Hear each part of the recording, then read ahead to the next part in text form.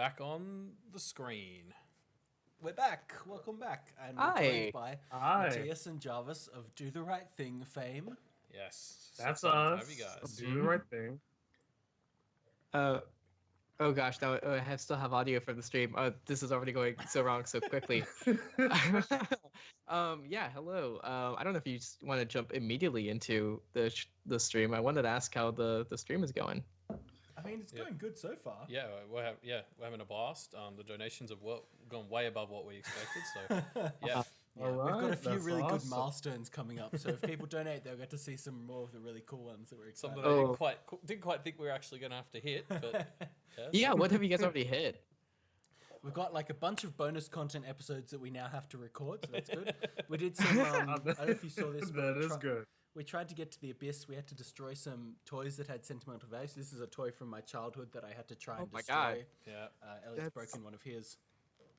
That's We terrible. had to eat some hot chili peppers. As you can see there, some half-eaten chili peppers. So yeah, it's been good so far. That sounds terrifying.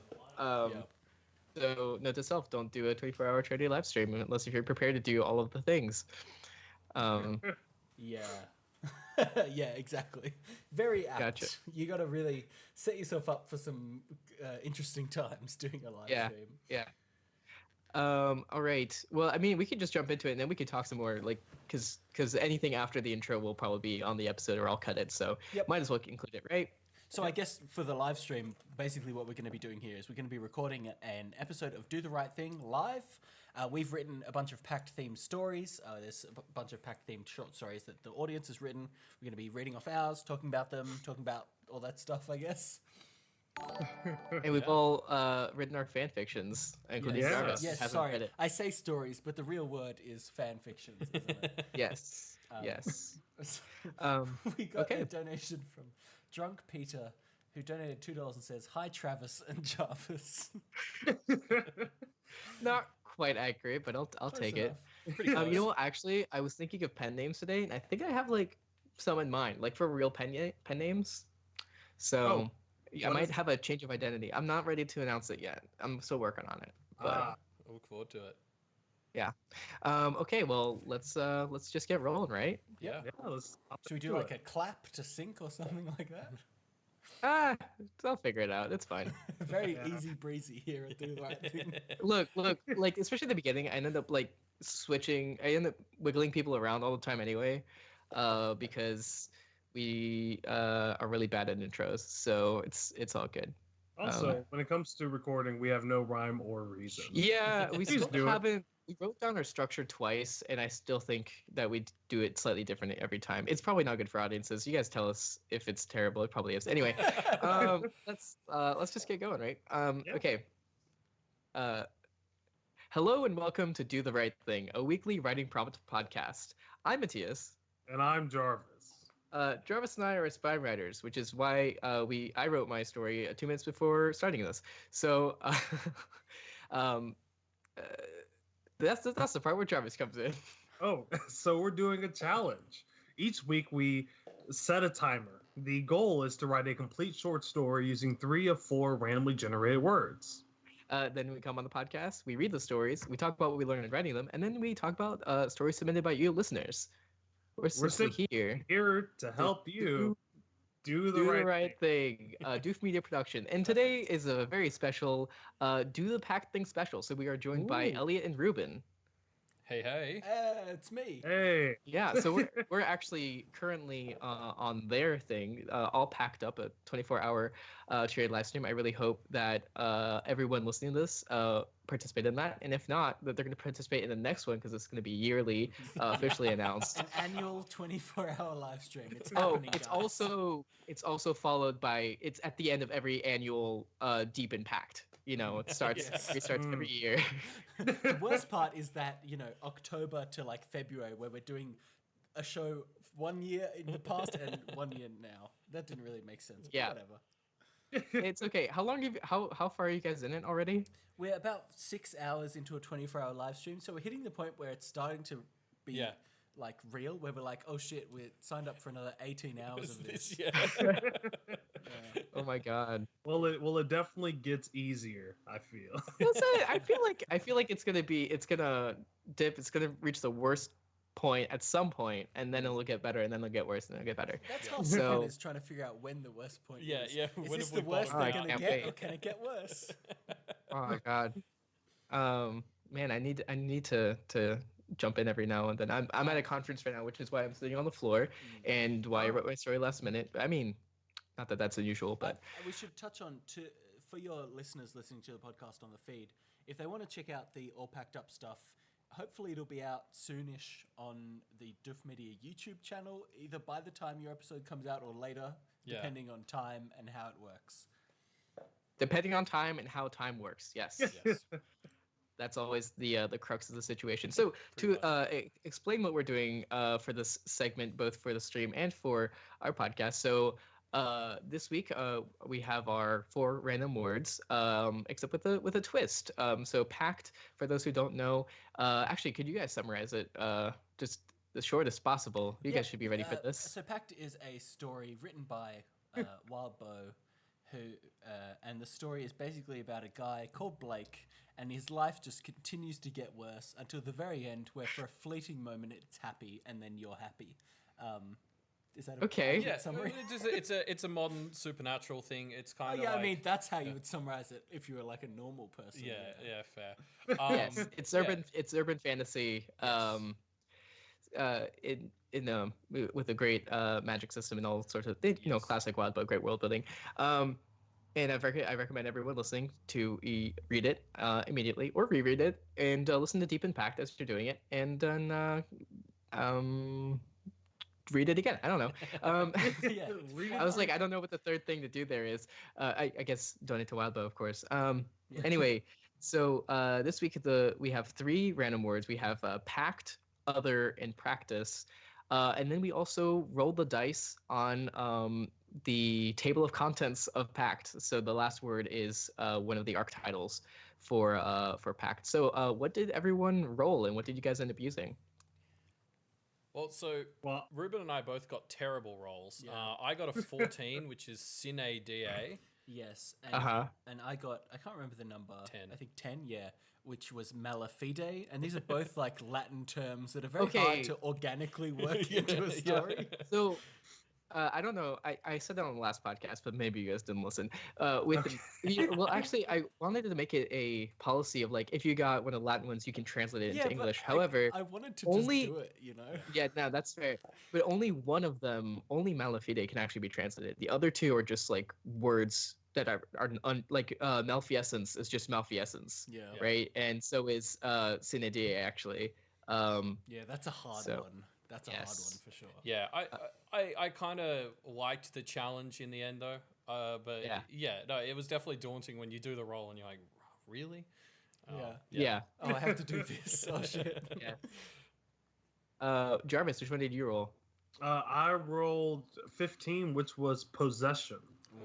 Good one. So very, very easy to use. It's something I use on a daily basis. So yeah, it went pretty good writing wise. Thankfully, I did it a little bit earlier this week. Yes. So yeah. What about you, Matias? I rolled bonds, which is arc 1. Which is Like pretty James? easy to do. Yeah, chains or connections. No, which is he said James. Matias. Oh, I said James. fuck. Actually, yes. Someone I was like, yes, Bond, James Bond, but plural. Yes. It's about Sean Connery and Daniel Craig meeting. It just You know, occurs you to know how me. like Doctor Maybe Who I should has have wrote those that. multi-Doctor It's crossovers? like that, but for Multi-James Yeah. Bond movies. Get on it, MGM. I should have done it. 2 James Bonds, and then they learn how to do the practice. Yeah. It's One the of them ultimate has to be Idris crossover. Elba. Yes, one of them is Idris Elba, and the other one is a fairy. Oh, Fairy Bond. Yes, fairy bond. So the other part of this is do the Pact thing. We all wrote Pact fan fiction. Jarvis has Yes. not read Pact, I'm so that's going to be excited interesting. to Wait, hear what do you the mean? story. I just read the whole thing yesterday. Wow, that was you must Good have read a chapter every 10 minutes. It was a lot. How was Yeah, it? How was the I, experience? it was pretty good. I didn't like how the main character died at the very end. That was Damn. that was very I don't shocking. like You that know, either. that's We've a been talking really- about that all stream. That's a really funny. That's good. As I haven't finished Pact. I'm 4 chapters from the end. Oh, So you just spoiled it for Matias, Jarvis. yeah, Oh, I'm no. ruined. I'm ruined. Sorry. Now I know that the main character dies. Yeah, Susie. Susie Pact, that's her name.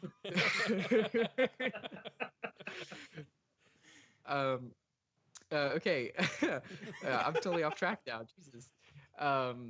I'm 4 chapters from the end. I meant to read it before, but it's fine. So this is actually going to be only mild spoilers, right? Might spoil a little bit of how the world works. Yeah. But there's not going to be any character spoils. I didn't don't have think. any Not mine spoilers in anyway. mine. No, I Yeah. would describe both of our stories at least as like world building spoilers. Yeah. But Okay. yeah, But certainly that's more of a like teaser yeah, than exactly. anything. Yeah, So- definitely nothing to do with the characters from the story or anything. Yeah. So if you like what kind of stories we tell here, go read actually Pact. It's going to be several times better than anything we can come up with. No, I mean, this one. depending on how our stories go, Pact might become, do the right thing fan fiction. It'll be retroactively Oh, that's right. We'll switched just around. be overshadowed. Yeah, absolutely. Pack right. Do the thing Pact.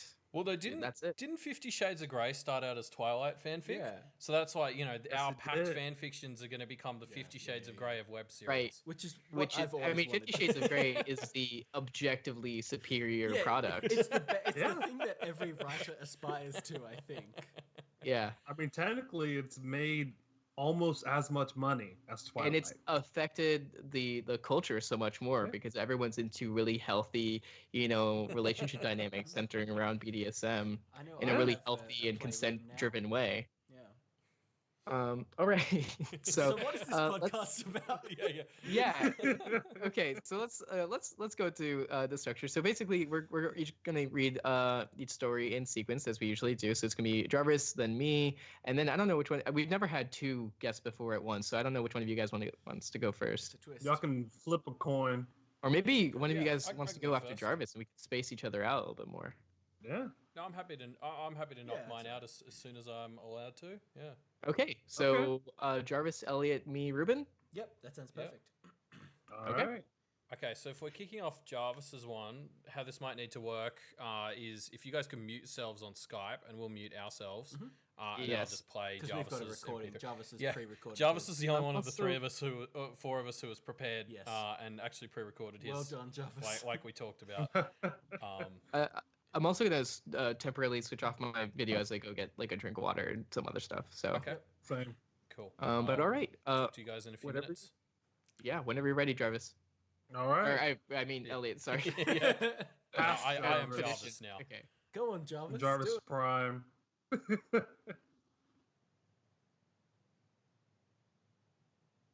Hi, my name is Jarvis Lister, and I'll be reading Song of Suffocation.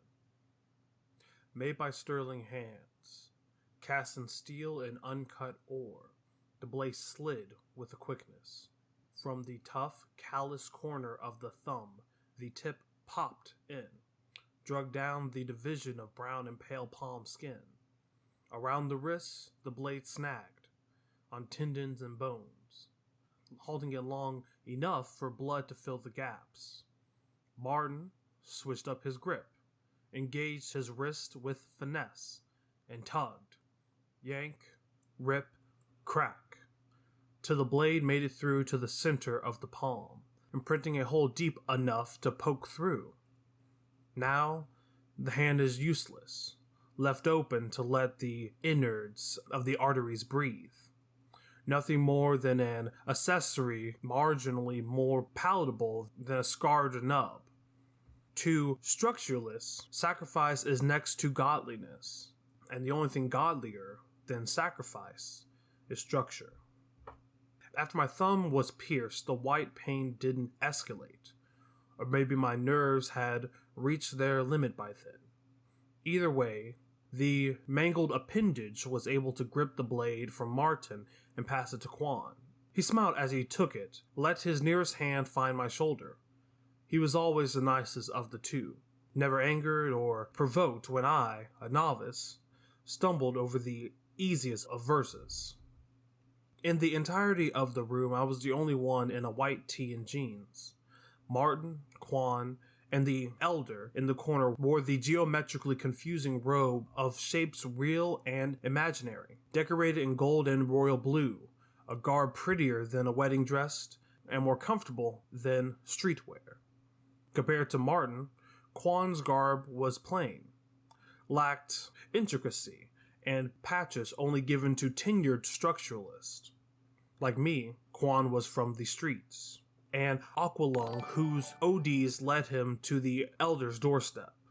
They gave him food, and water, and shelter, and purpose. And in every facet of his life since, he's been making amends to the family that saved him.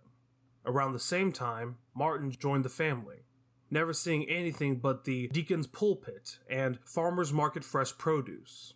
Martin never knew struggle, and likewise never understood the rigidity of the structuralist traditions. As more and more blood fell from my hand, I detracted my thoughts far from it, to look around the room. Torchlight below fluorescent, the warehouse pungent in oil has since been decorated with texts and depictions of the history of the structuralist. Along the walls, bookshelves increased in size and magnitude, narrowing down the warehouse, all until they converged at an altar with a sole book upon it. That is where the eldest reads our inherent truths during sermon. That is where those who have dealt their dues are granted the opportunity to summon an other and garner a pact with a being outside our perception. But that was all far from the present. Quan tapped the knife on the basin below us. Tick, tick, tick. The blood that was taken from me drained down to the cold stone into a black sludge that was once passionate blood from initiates past. Hell, could be the elder's blood, Quan's, or Martin's, but soon it would be mine. Martin took my dead hand and pressed his freshly cut one along it. Quan did the same, then Quan to Martin. Both of my mentors placed their dead hands around mine, and together submerged our hands in the frigid plasma. We all bled red, not blue nor water. Human are we all, one and the same and no different. So we bled, and bled, and bled, until the elder, not too far behind us, produced ash and fresh marrow for the blood stew. At the dust being poured in, Quan led in swirling our hands around the concoction, and, similar to the three witches, chanted over our precipitate. Ash from the oldest, marrow from the meek, grant our cherry mentee anything he seeks. Without knowing the words, I joined, Martin not too far behind. As we mixed our blood with ash and marrow, a dark red paste formed above the blood. Mixing, constructing, and contorting into a phrase. What do you want? What can you give? It's your choice now, Sylvan, Martin said in an enchanting whisper. On the other side, Quan spoke, his voice grinding against dried lungs and a jagged throat. Right now, this marks your introduction into our family and the many volumes we have cultivated. Now, it is your opportunity to add to our knowledge. Ask for knowledge from the other side. Speak of the truths you founded, and transcribe as such. Or, Martin interjected, wish to know a chant from the true structuralists about the edges of otherworldly scripture. A song or a hymn, while simple, can garner the power to topple enemies and raise those we've lost in our family. Would you not say, Martin, that we have enough chance to fill this room thrice over with her volumes? Would you not say, Quan, that knowledge is useless unless applicable, and that a well-spoken chant can spell disaster or revival? They went on for a time. After the first volley, their bickers drowned from my mind.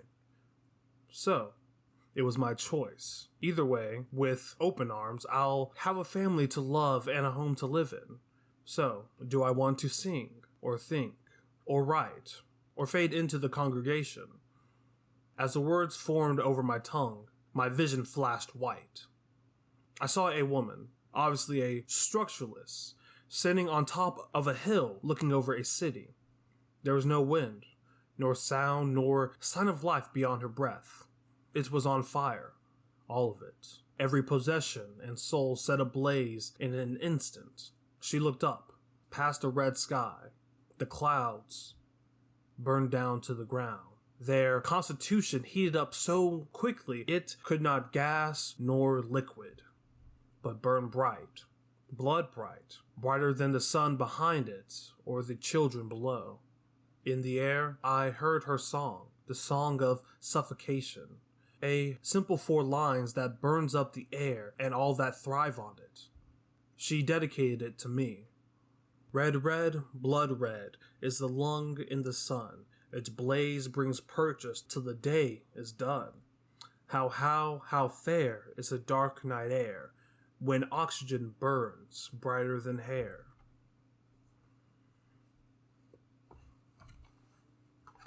That's it.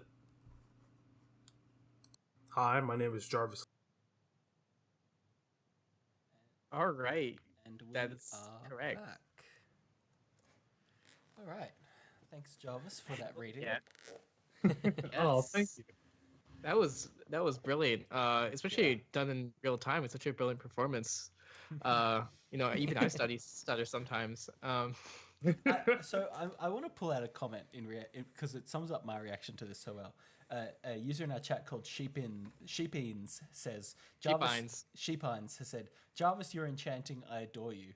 And that's a great compliment, and I agree. But the thing that captured me about that story is it's so evocative of the situation that is taking place. Like, I feel like there's a world beyond the story that I don't understand, but that's okay. Yeah. What I'm really experiencing is the experience of the character that is in this situation.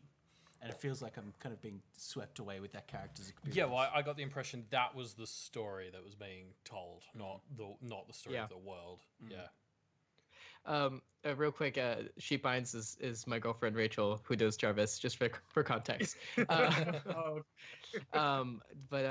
absolutely. I think this is my favorite piece, Jarvis. I think this is my favorite piece, and you did it for the special episode, so I'm really happy about it. This is incredible. You incorporated rhyme into this in a really, really good way, and it doesn't come off as just like cheap. It's fantastic. Well done. Oh, There's a really good rhythm to this story. Yeah, exactly. I don't know if the poetry parts are in iambic pentameter, but there's certainly the endings feel iambic, and I think that's I don't know how to do that yet, so that's really impressive. Well, in like every single last class that I'm taking right now, we have read a host of poetry by everyone that's ever written poetry, so I don't know, just the beauty that's in poetry has kind of just been ingrained in my head, and I don't think I'm good at it whatsoever, especially when I'm reading like Wordsworth. But I don't know, I just wanted to give it a try, and I feel when you're dealing with like magic and stuff like that, I feel that rhyming kind of fits very well to it. And I don't know, I just assumed that's what Pact was about. Well, you're not okay, wrong. Can we talk about this? Because this is so interesting to me. Because there's so clearly like a grander world inside the story that you've written, Jarvis. And I mean, I hate to burst the bubble a bit, but it's like, it seems clearly quite different to the world of Pact in a lot of ways. Not that far off. Not horribly far off. No, it's there's just enough to be like, like it would have to be in a very different situation from the events we see in Pact, I think. Yeah, but the core question I want to get at, Jarvis, is I'm curious what your picture of Pact is based on the story. Yes, please. So it's basically this. I think that the main character, as I know, is homeless. So I can see the main character wandering these streets and saying, "Hey, let me go to this church. They seem pretty cool." And then he gets all stuck in there. And I don't know. Yeah, you just described the parallels to It's Pact. incredibly correct and also Also off. very wrong. I love this. Yeah. Hey, that's me. Yeah. Sorry, we Anything else you know about it, Yeah. Jarvis? Yeah. Hmm? Wait, what you what said? else? What else do you know about the Jarvis? Oh, and I know that there is some sort of magic.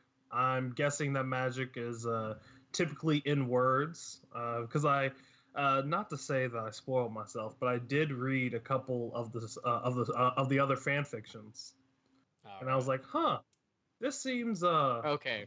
magical. Yes. But that was like after I had already written this story, so then I just went Okay. back and said, oh, I did okay. Yeah, yeah, good definitely. enough to say that's Pact. Mhm. Well, okay, let's get into the nitty gritty of going through it. I want to start at the very beginning with this cutting of the palms. Yes. It starts off you're describing this blade. And okay, the part that really got to me was once it's actually cutting, popped in to the tip of the thumb, and then it drags down the line, and I could picture that, and I was like, wait. For a second there, I was like, wait, what is? I was a little confused, but only because like I'd never seen that before. Like it feels supernatural because like there's that line there, and there's a line to cut along, right? So he's like de-palming himself, right? Yeah. Which is horrible. And then you have Martin switched up his grip, engaging his wrist with finesse, and I'm like, God damn! It tugged, yank, rip, crack, and as he digs in there, and I could just feel that. The only thing I think was missing there was pain, but I assume there was a magic reason why there wasn't pain as much. So. Yeah, true. I mean, I think honestly, I didn't really have a reason as to why there wasn't any pain beyond like the dedication to this act. Like, I feel that if you're going to the lengths of destroying one of your hands for this kind of pact, then you'll be well aware of the pain that goes with it. But yeah, I don't know. That I feel that's the only reason why I didn't incorporate pain. I know when I was initially like trying to write this, I spent the most time on that beginning section because that like the picture of a knife getting stuck in between like the wrist bones and all those tendons just stuck with me. Yeah, I can't handle this. I really I really liked that, like the because the focus was so mechanical. I think for that whole section, and very like specifically detail oriented, like very focused on the like minutia of the detail. Yeah, like it sounded like how something that's very unhuman, like a robot would sort of focus on it as it's happening to them. Like because as if that was happening to me, I'd be like, oh god, my hand. And so like I loved that would be your separation. reaction in that story. It would very articulate, very there's punctuation and everything. Whenever I think of terrible pain, I especially like the line, "Now the hand is useless, left open to let the innards of the arteries breathe. Nothing more than an accessory marginally more palatable than scarred nub." But particularly it's such a borderline poetic, but very also like utilitarian language. Like the hand is useless, left open, and then you have the innards of the arteries. So I think that's a wonderful tie. It's like this is a poetic world where magic happens, but it's also done in particular ways. It's not. I mean, there's a science and logic to it as well. It's not just chaos. And I feel like that's one thing that I definitely wanted to focus on because, like, based just off of how I hear you talk about Pact and how other people talk about it, that seems like that's kind of what it is, to where this magic is turned into a science. And I kind of wanted to try and capture that with my limited view, and also, I don't know, just write a story that's just been on the mind, I guess. Has this been on the mind, Jarvis?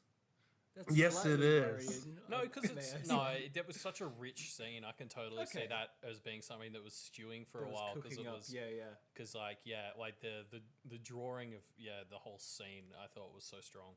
Yeah, fair enough. Mm-hmm. To go on just a little bit more on the physical, and then we'll talk about other stuff. I love just the blood stuff in general. Putting the blood into the basin, mixing. I mean, I could picture it like there's that slight magic of it, but it's like wet and dirty. They've all they're all their hands are broken, and they're just swishing broken hands together. Yeah, it's in this coagulated black sludge stuff. Yeah, I've been playing a lot of Bloodborne, like a lot. I can see the inspiration. Yeah, that influence is alive. Yeah, so that was another favorite part to me. I also so to move on to other sections. I really like these general characters. We have this main character who is mostly just an initiate. We don't really know what they want until they start thinking at the end. We'll get to that as well. But Martin and Quan, they're both like I mean, I didn't exactly like picture each one as different, but that was fine. Like, I mean, you put stuff in there to differentiate them, but I think like they're both supposed to be like they're your two sides of the mentor, and like they're made to be kind of interchangeable a little bit, but they like have that difference where they're exchanging lines that I thought was a really cool just scene setting, that they're both like they're supposed to be like opposing in a way, but they're both also fulfilling the same role. Yeah, definitely. I know when I was first thinking of both of these characters, I knew that I wanted to use the word aqualung somehow. Why I really wanted just to get in there. Because it's first and foremost a great song by Jethro Tull from 1971, I think. Fair enough. And also, I don't know, I think it's a really awesome word, because as I was researching that word more, beyond it being the tank that has all the oxygen in it for the divers, it is meant to be a homeless person that is the embodiment of everything that's horrible about society. So I don't know, I just really wanted to like use that, and I used that to characterize Quan. And I'm not sure if it came across that they were opposing to, like, they were not fond of the other person. Yeah, no, I got that. Definitely. But it's like they're opposite sides of the same. I don't want to say the same coin because that's cliche, but but they are like they're the same role. They're the same place. They're both saying join us, but they're just saying it in different ways. Yeah. Yeah, I like a narcissism of differences type relationship. Like, yeah. I think we just got a donation. We did. We got a donation from a user called Irenicus, who donates $10 and says, "By this incantation, Jarvis is compelled to read Pact." Damn. Now I have to do it. I mean, there was sacrifice there. It was an incantation. Yeah. Otherwise, you'll lose your hands, Jarvis. Exactly. Either I read Pact or I have to personally cut open my hand. Yeah. Yes. Yeah. Yeah. Okay, let's talk about the rhyme. I do kind of want to speed through because there's 4 of us, and otherwise we are going to be up until 5 a.m. I'd rather be up until 4 a.m. if possible. Yeah. So that's okay. So let's So the poetry in here is walking a very fine line. I mean, because you only had so much time, right? You didn't have. I mean, I'm pretty sure. I mean, my guess anyway, that people that aren't trained in poetry, that include poetry in their and when I say trained in poetry, I mean like people who don't define themselves as a poet, right? Usually when they put in poetry, I'm guessing they take a long time to figure out exactly what they want. And so this is actually like, I mean, there's definitely some parts where I'm like, okay, this is probably like not. If Jarvis were to spend a month on this, it would be the final thing, but it's like still pretty good and it works. Okay. A lot of it. So I was wondering how you went through that and how you ended up choosing what you did. Well, I know the first bit of poetry that I had was the actual, I guess, chant or like spell at the very end, which is the song of suffocation. And I have no clue where it came from. I was just up late one night and it just came in my head for some reason. I just kept singing along to it, and I said I have to use that somewhere because I don't know why. That was just on my mind. And the other part was, I mean, I feel because I know as I was writing it, the only part when it came to the poetry that really took the most time was what Quan was saying and what Sylvan and then Martin joined in on, because I wanted to set up that there is this kind of sing-songy chant thing going on before the very end, but I didn't really know how to put that in there. So I do feel like that is kind of hand-fisted. I feel that I could definitely work on that also with the spell itself. But yeah, I don't know. I think that just because I've been reading so much poetry lately, I am able to like loosely put in bits, even though it isn't like the best ever. I can come up with the structure to where it's functional, you know? And I feel that's kind of what it is now. It's functional. Yeah, I think it definitely works. I mean, obviously, Grant, our cherry mentee, is like, you know, it's not as like punchy as red, red, blood red is a lung in the sun. But yeah, so I mean, it's a 30-minute writing challenge, right? Yeah. Can't get too Yeah. much. It's a bold strategy to even go for something like this. Yeah. I would avoid it like the plague It is so well constructed for a 30-minute piece. yes. Thank you. Yeah, you have the start. We see this entire ritual. We see the character makes not only does this happen to them, but they make a choice, which I think is a really big deal. And then you have this vision, the Song of Suffocation, which is terrifying. I'm wondering what exactly the words were that they formed over their tongue that they decided to do, to say that what they wanted, right? Yeah. Because I guess the vision that was flashed, as I was thinking of it, it was more so of both knowledge and a chant. So I'm not exactly sure what he would have wished for, but whatever he did wish for, whether it was knowledge or the chant led him to this song that is supposedly going like in the world or something. I don't know. Yeah. I really don't have that much. I mean, like real critique. I mean, obviously, if I could search for stuff, but like I think this is, you know, I don't want to sully this like great thing. I think this is really good. Yeah. But do you guys have any? What would you guys like to add? I just really liked the bit where the blood is dripping and we hear tick tick Yes. tick. I just thought that was a Yes. great moment. That's not a Yes. critique, just a part that I personally really enjoyed conceptually.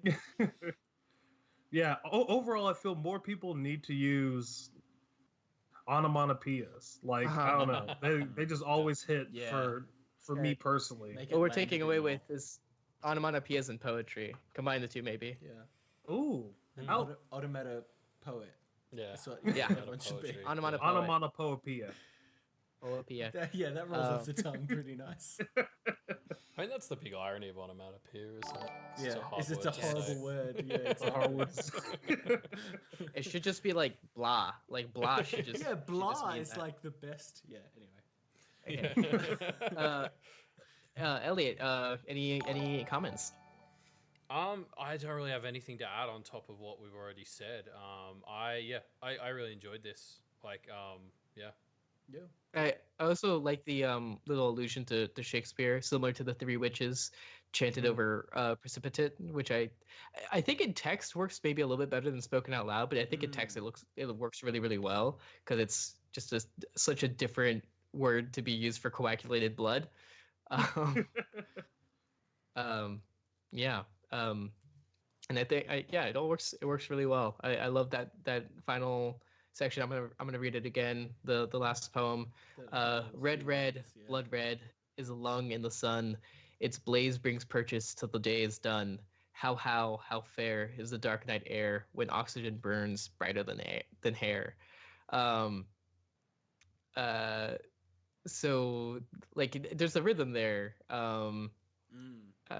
like I mean I'm really really bad at detecting iams and where the syllabic emphasis is.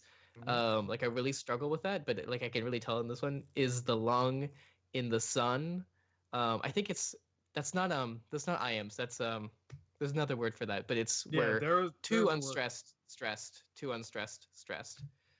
So, because I know it's still a pentameter. I don't know. I have to look at my notes. I'm very very bad at detecting it, but it's there. I feel it. The technical names for it. It just is words that feel good when they're said in sequence. Yes. That's what I call it. Yeah. Yes. Now I will say I was trying to find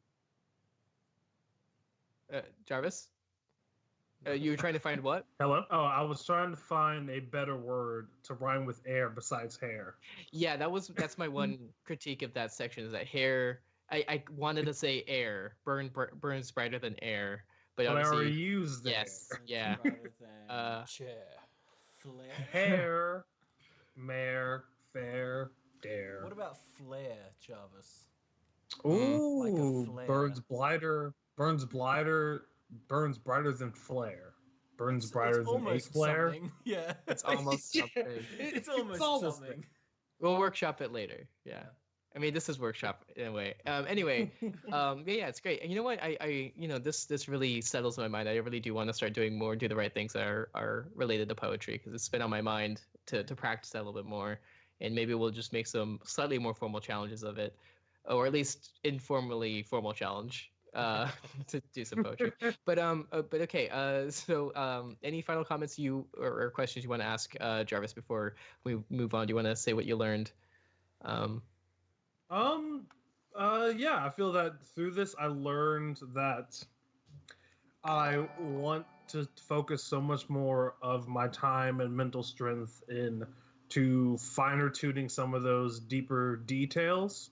Not only was it a joy to actually write the entire section with the knife, but I don't know, I also just love really thinking about the logistics as to like what the knife would get cut on and like certain things like that. Also, I really love just delving into the head of a mentor and like what that kind of means. So I don't know, I would like to do more with that. But overall, I really, really love writing this. I will say that throughout, this is probably like the right thing that I had the most fun with. Only because it was an idea that I not only was sitting on, but I feel that I You act what? Oh, I did it pretty decently.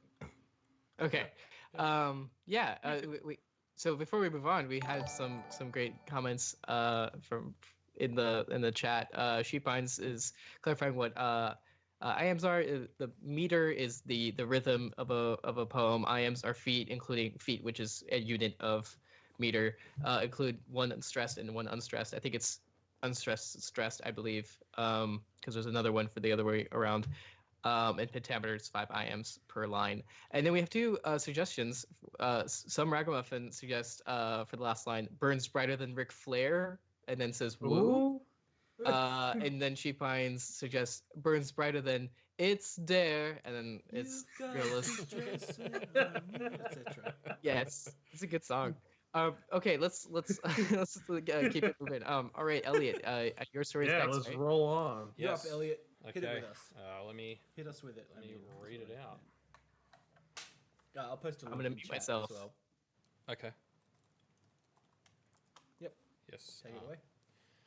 I breathed heavily as my vision returned. Not that my sight. Hold on. Whoop. Do you have a title? I'm sorry. Oh yes, sorry to I interrupt. do. Come on. Sorry, I didn't have it in this version of the thing. The title is Promise. Promise. Well, we can talk about that later. Anyway. Yes, and now go on. I breathed heavily as my vision returned. Not that my sight had actually been gone, but there was a limit to even my focus, and the pain had been blinding in that way. An often underappreciated ability of humans was the way they adapted to pain. Torture a bunch of humans as much as you possibly can, and some of them will still eventually find some equilibrium. They'll learn to live with the pain. I know because I've seen it done. It's marvelous, really. Unfortunately, I'm not human. A few hundred years, and this had still hurt as much as ever. Looking to my left, I took in the view of my saviour. A hulk of a man, he was wrapped in what appeared to be a lion's mane. I'd been imprisoned for a few hundred years, so I'd expected a change in fashion. But this? What should I call you? He spoke with a calm assuredness, barely focusing on me at all as he began slicing the chains that bound me. I took the opportunity to sit up and look myself over. Drained, but I was still intact. Intact enough that his calm was odd. There really should have been more reverence. I looked the man over and found what I was looking for. The connection was strong, a parental bond. If I hadn't been so out of practice, I would have seen it sooner. Things made sense now. Not a man, but tainted by godhood. I smiled, meeting his eyes. There was no reaction from the man. He understood the expression, knew it was not one of kindness, but he clearly had a resolve. Prometheus, I said. The man smiled back. Very well, Prometheus. He helped me to rise to my feet. My father has had a change of heart, as it were. I have something I need to collect. Help me, and you'll be allowed back on the mountain. A simple pact, really. I paused, more for an effect than out of necessity. And your father has sent you to complete this task. I left the second half of my question unasked. The God King I had known was not one to trust something important to a half-human, even his own son. The man's smile renewed, smug. He drew a blade and began pressing it into his own palm. Blood dripped from the wound. I watched the first droplets dribble down his palm and fall to the ground, becoming fire. With each drop, spirits danced around the site, willingly burning and changing themselves in response to the man's blood. I couldn't contain my surprise, my eyebrows raising as I watched the symphony between our feet. I was old enough to know how the spirits of both men and gods behaved. This was something different. The man's smugness increased tenfold at my reaction. He sheathed his blade. You did well, Prometheus. The effects of your betrayal spread east, bloomed, and have made their way back here. Things are more different than you can possibly imagine. Olympus has a renewed relationship with humanity, one that you helped bring to pass, one Zeus believes you should have a place in. And then, boom, boom, section break. Dum, dum. The city lay in ashes. Some people were already putting the pieces back together, but others were engaging in a more holy practice. Members of the new church, Christianity, burned. The fledgling religion had been growing rapidly, causing concern amongst the gods. On a balcony above the burning men, Nero stood, proclaiming justice and revenge on the culprits who had burned the city. On a balcony beyond the mortal realm, Jupiter stood, whispering congratulations to Nero for blaming the fire on these new extremists.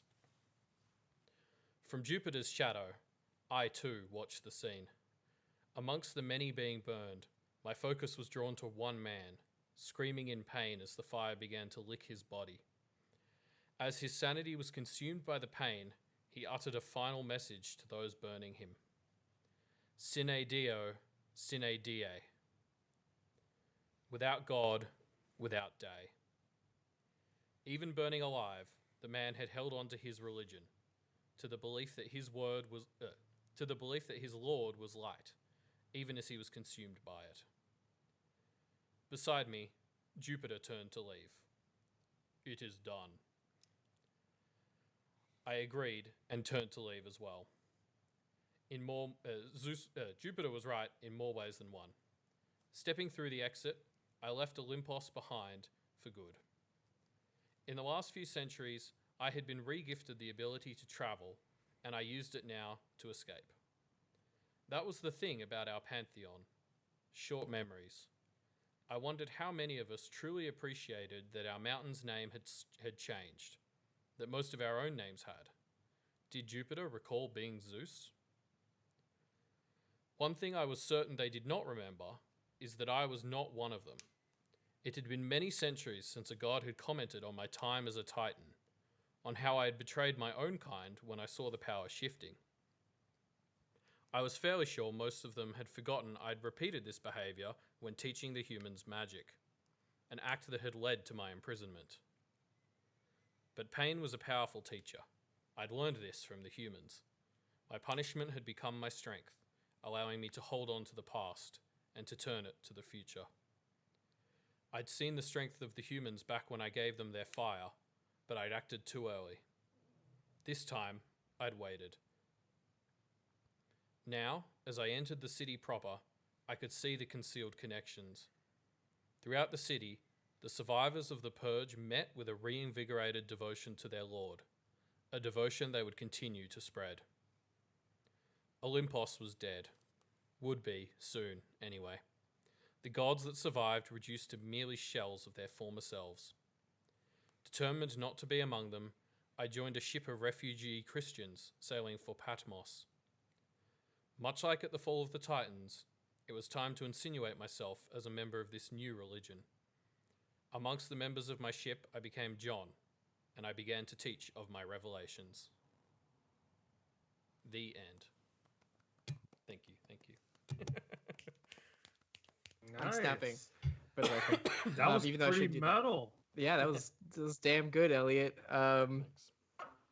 Yeah, so I don't even know how to. I don't know whether I should start addressing Pact inspiration or the actual story itself. But I really really like this. I feel like we have to talk about, at least for Jarvis's perspective, something that really jumps out to me about this is the idea that one of the core themes in Pact is the abilities for humans to evolve and adapt and change with the times. And that clearly seems to be a strong theme of what Prometheus is doing throughout this story, right? Well, and that was why Prometheus, like, you know, for those who maybe aren't as familiar with Greek mythology, I mean, most of that was pretty much ripped straight from it. Like, Prometheus gave humans Prometheus fire. turning into John the Baptist. Well, yeah, okay, no, I made that bit up. That's fair. Yeah, so, you know, Prometheus gifted humans with fire, which I interpreted as teaching them some magic in this.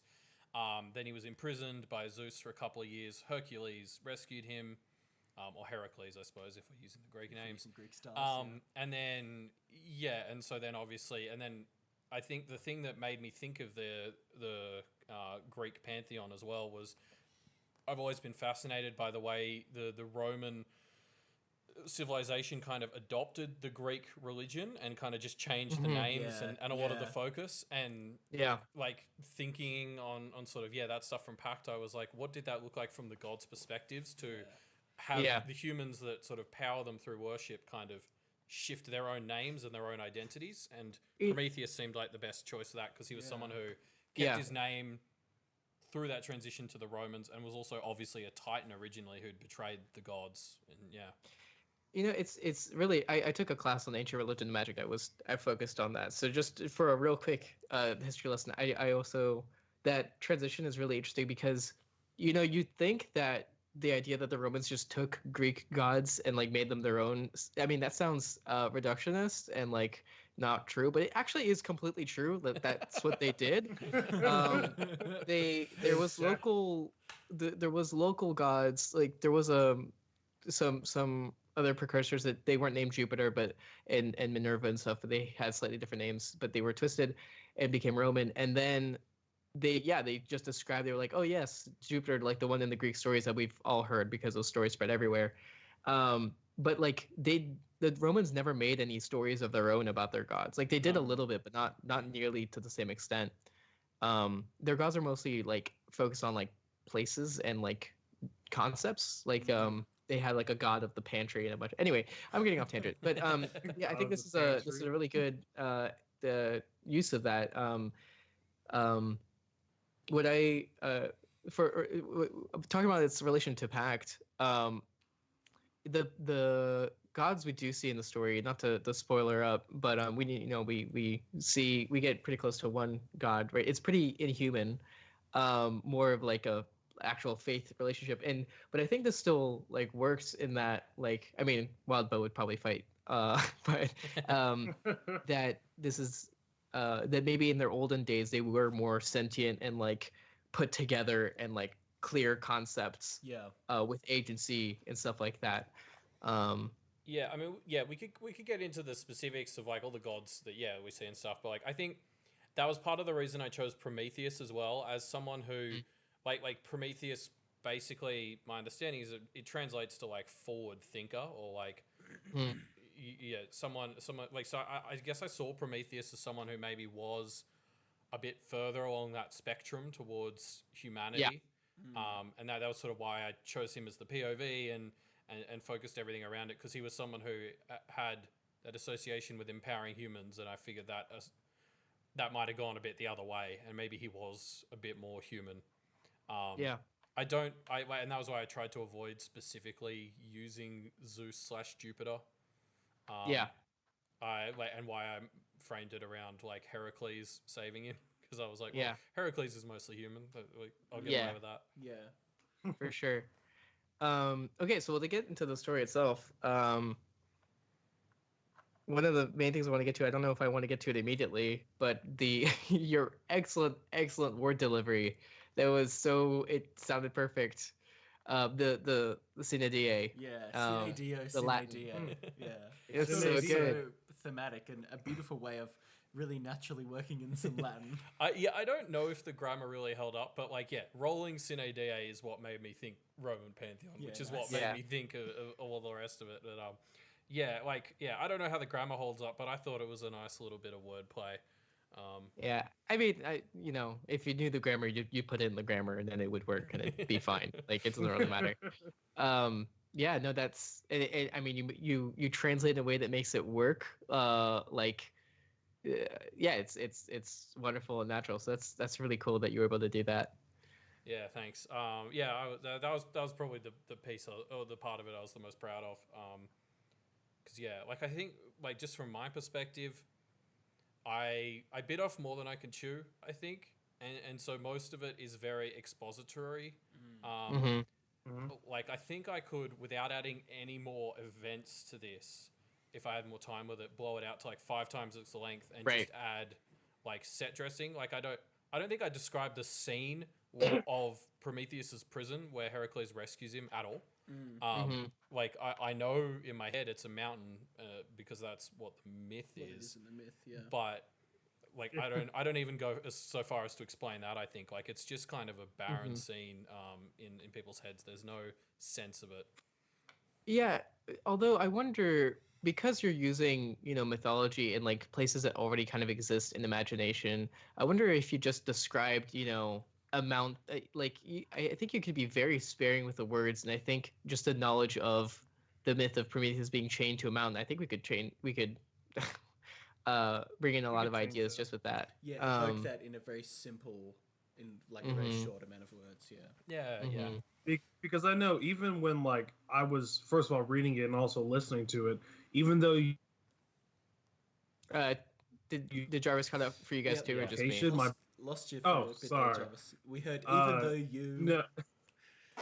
Even though you didn't have any specificity in the locations, my brain naturally filled in a lot of the gaps, because when we are dealing with these gods and Zeus and Jupiter, these beings already reside in a certain place. So my mind just naturally went there. So even with the tiniest bit of description that can fully just round out the setting that you're trying to go for. Or vibes like when you evoke things like the birth of Christianity, or the fires of Rome while Nero's playing his fiddle. It's very much like, it's very easy to imagine what that is, and now we're just picturing another player in the background of that. It gives me like kind of Doctor Who-esque vibes almost, of like this character's just in the background watching this thing go down, and now we're seeing how they react to this historic event. Yeah, the that particular scene in particular is remarkable in that your description of it is very sweeping, and yet I could picture it very clearly. Yeah. Like it really felt like a sweeping camera as we go over the city. It's in pieces. There's fires everywhere. You mentioned that the church is burning, and so I could like picture a cross on fire and stuff like that. And then Nero over it all, arms wide, proclaiming justice. Jupiter whispering down, and then we see this person burning. I don't know if he's burning on the cross, but I pictured him burning on the cross. I did too. I didn't specify because I wasn't really sure if they still did that at that point in the. I think they did. Roman They Empire. burned them at the stake, I think. Didn't Yeah, I wasn't sure. I knew it was burning, so I sort of left it there. I was definitely picturing like a crucifix as well. Sure. Yeah. In this ruthless purge. So yeah, I could absolutely picture that. And then we eventually move over, going overseas, which I thought was really cool as well. So, And I love the wording of that as well. He turns into John, which is obviously important for Christian mythology, and then goes to spread his revelations, which is Yeah. a nice little word. That choice. was definitely I kind Yes. of what happened was I got a couple of paragraphs into the Roman section and I was like, what's the point of this story? Like, I sort of had my setting and I knew I wanted to do Prometheus. And then I was like, okay, well, I guess if Prometheus is someone who betrayed the Titans to become a Greek god, and then he's gone through this other change, I suppose his thing is that he survives. And I was like, okay, well, I guess he's got to work his way into Christianity. And because his name literally means forward thinker, I was like, well, who wrote Revelations again? Yeah. That was pretty much all that was. Is I just looked up and it was John who wrote Revelations. I was like, okay, he's John now. Yeah. So I think He is it John works, now. but it was definitely like I think it was a last minute decision and something I could go back and maybe weave in a bit more, or Yeah, like a lot of those last few paragraphs are just me kind of hurriedly being like, hey, this is a fact about Prometheus, so that this last bit makes sense, Right. And like I can maybe work that in a bit more organically. Yeah. Yeah. I thought that. Yeah. Working organically of like, I just hadn't expected God to become a human like that, and but I think it still works. It gives you this vibe of Prometheus is there, always trying to stay on the cutting edge of religion, so Yes. that he's still relevant. And it's like this That's sort of what I was desperate going for. vibe. Yeah. I do wonder how much he's gonna change in the process. Like, Yeah. Jupiter doesn't remember being Zeus. Will John remember being Prometheus? Yeah, well, that's a good I mean, point. that's something he doesn't really like. He sort of smugly is like, yeah, they don't really remember anything, and that's because Prometheus didn't change names when the Pantheon moved over to Rome. But you're right, like in this situation, like there's no, like that'd be a really interesting thing to explore going forward. Is like what happens to him? This this god who's so hip when it comes to human change. Like how does he cope when it's happening to him? Yeah. For a slight critique going in a different direction, at the very beginning, you're talking about torture, and having read Pact, I thought for sure this was a fairy Yes, I for a thought good that too. couple of lines. Yeah. Wait, And I was like- wait. Pact has fairies? Yes. Faerie. Mine has one as well. But yeah, so fairies like pleasure and pain in equal measure. And yeah, so when you talk about torture, I was like, this is definitely a fairy. And then there was a savior, and I was reading all of those, all the dialogue from Prometheus in like a really smug way. Like there's a line, I'd been in prison for a few hundred years, but expected a change in fashion. But this, and then there was one more line where he doesn't have enough reverence. Yeah. And it's not until the line Prometheus when I realize Where it. it clicks. So Yeah, Yeah. no, that's definitely fair. I think the character voice is something I was figuring out as I was going. And yeah, you're right. Like Yeah. originally it was meant to be a big mystery that it was Prometheus, which is why I think I was maybe trying to point people in different directions. And then I got to the Rome section and realized I didn't have anywhere to organically be like, hey, it's Prometheus. That didn't feel like it was way Right. too late. So I went back, had him introduce himself actually, and yeah, like that's the thing. I think there was a lot of figuring out as I went Sure. in this story, and that's probably one of the symptoms of that is like, yeah, I probably need to go back and now that I have a clear idea of who and what the perspective is of, Yeah. like actually make it I think, consistent.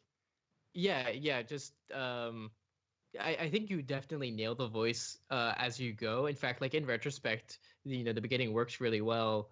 And reading it as Prometheus, it works really well. It's just that initial I don't want to say red herring, that's not the right word, but yeah, No, I think it's and fair.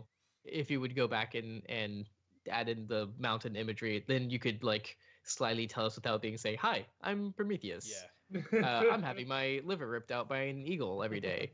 Yeah, because it was meant to be a mystery that it was Prometheus, I was avoiding The so eagle many of the liver stuff, specifics. yeah. And then since I kind of dropped that thread but didn't get to fix the start, like, yeah, I think you're right. Right. If I made it clearer that we're in like ancient Greece or something at the start, and maybe that this is even a god or something, like that would stop people from going down the wrong rabbit hole or something. Yeah. Yeah. Yeah, that makes sense to me. Yeah.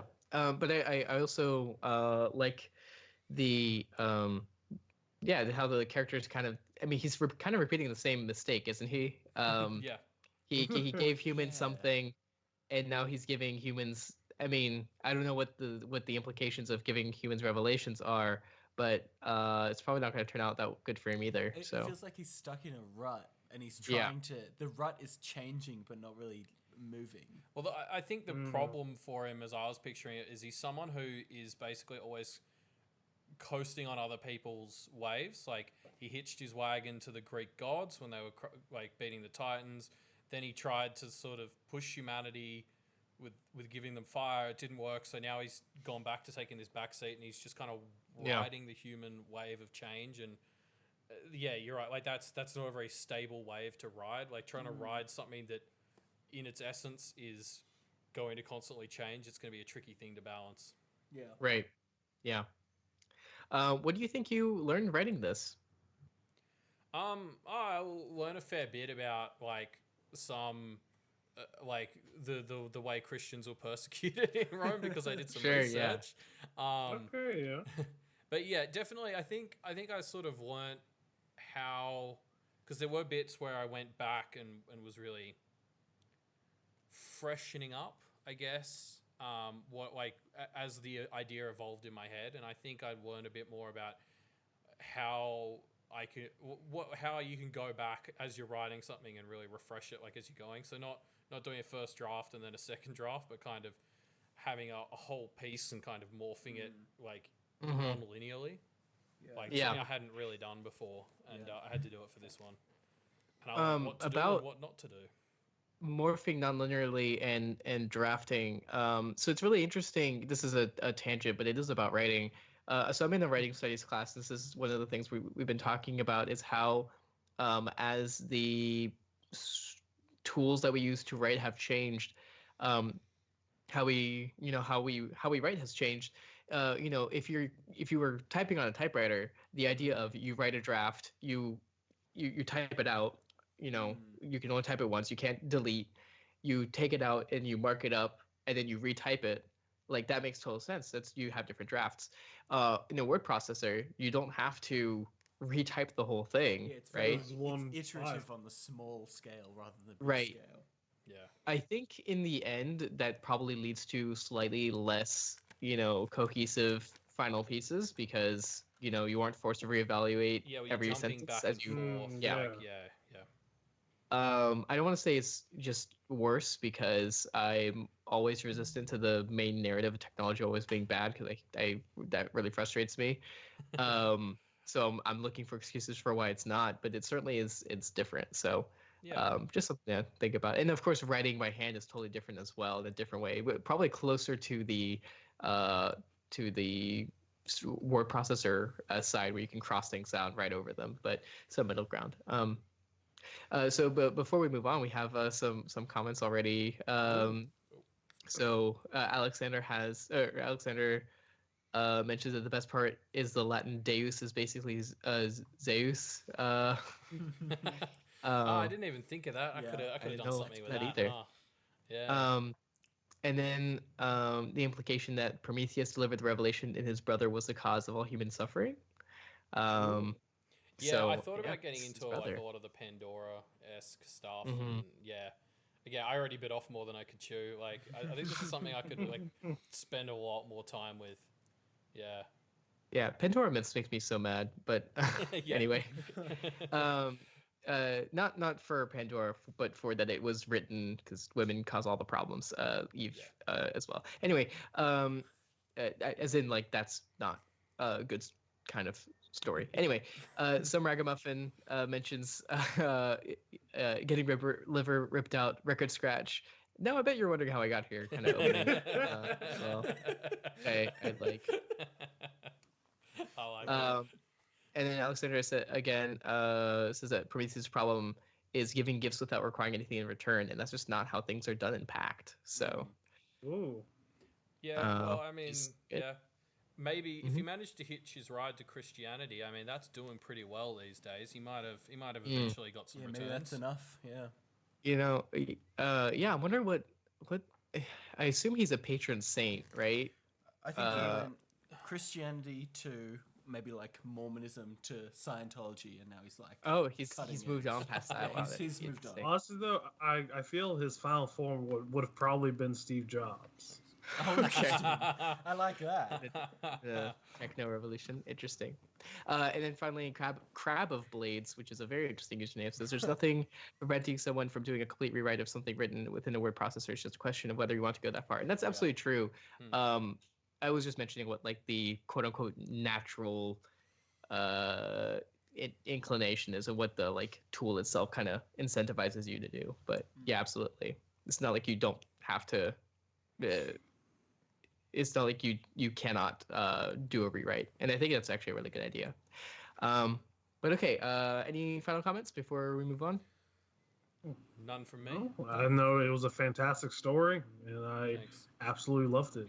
I mean, it's important to note, as always, that like we could go on and on about this. We could literally talk about this for an hour or more if we wanted to. We're very time limited here on our 24-hour live stream, though, unfortunately. Yeah. Well, you know, these 24 hours are planned to the minute. Are they We're really? already running half hour behind. Yeah, we're already.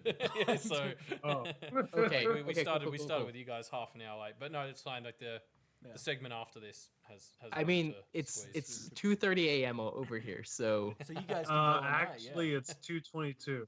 Oh, okay. Yeah, Matias, come on. You're Going down to the minute. Okay, you're so right. Oh yeah, that actually brings me. It's my story. I forgot about that. Yes. Matias, speak. We'll meet ourselves, and you take it away, Matias. Fantastic. What did I call the story? 1 second. I need to find it. I'm really prepared. So for context, I wrote this. I started writing this about 4 hours ago, 5-ish. So I read it pretty quickly. I had the idea in my head a while, and then I swerved away from the idea and I wrote something else. So trigger warning for those who need it, and if you don't need it, please take out your buds for just 5 seconds after I say now, and then put your earbuds back in. So now, so trigger warning for gender dysphoria. Okay, you can hear me again. So the story is called Friends in Unlikely Places. See, if you'd gone on and done shit with me instead of reading books, then you'd know that, Jack said. They were in the woods, and the floor was mud, sticking with every step. Jack, with the aid of one of his familiar's dirty pen knives, was carving a rune on the back of his hand. Seer shivered. Felt so wrong to be out here, with the dying orange trees, and the cold, and the muck. I know, Seer said. That's all she usually said. She let herself be small in her big hoodie and baggy jeans, but she hated them. So boy. But she was supposed to be boy, even if she wasn't. Even though she was. She wouldn't know anything about these feelings if it wasn't for the internet, but they were real. She pushed that all away for the moment, but...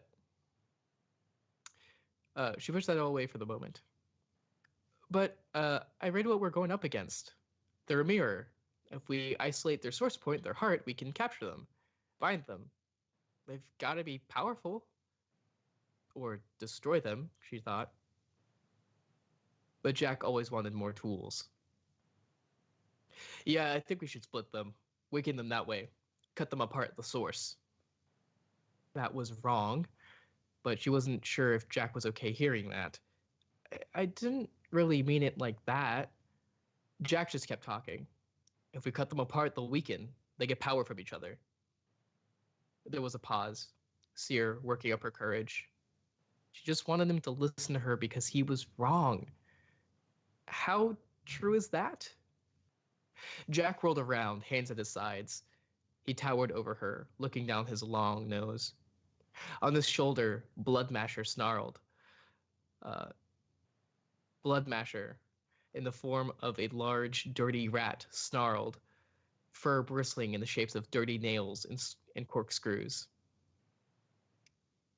Fur bristling in the shapes of dirty iron nails and corkscrews.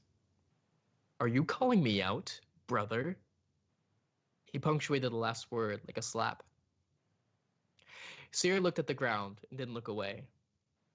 No, she let out a whisper. She held herself still, knuckles white, gripping herself. Internally, she spoke her mantra. It's only for now. It's only for now. It's only for now. The sound of her thoughts were the only noise. Until a gust of wind broke her thoughts. It barreled through the trees, branches scraping against twigs, leaves touching each other, leaving their bonds weaker, until finally that last connection snapped. Leaves, brown and orange, all life gone from them, drained, spiraled to the ground around Seer, as they had fallen 1,000 years ago, and as they would fall 1,000 from now.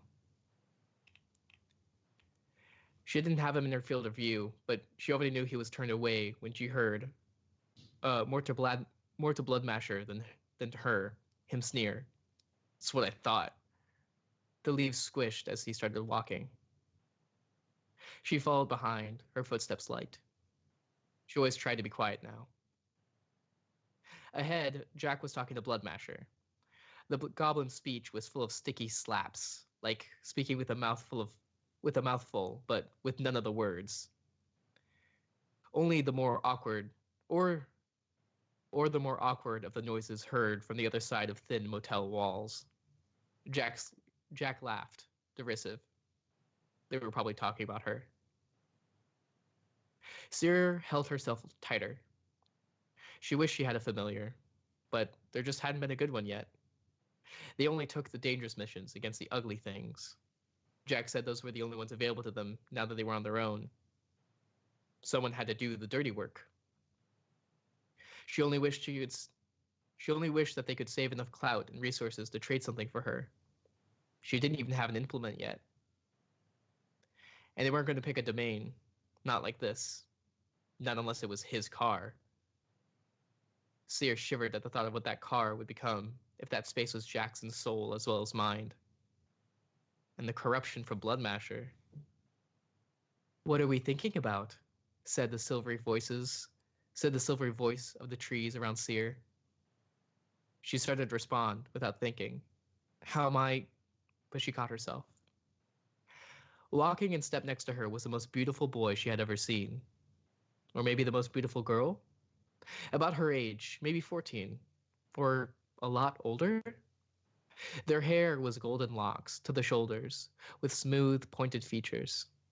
As Seer traced the clean jawline and then the chin up to the kissable pink lips, Seer's heart quickened a step. When Seer finally found their eyes, they were looking directly at her, catching her in the midst of a reverie, in deep green pools. How my, the beautiful creature before her repeated. Seer suddenly felt silly and a little scared, not knowing her words. She realized suddenly how carefully she needed to speak.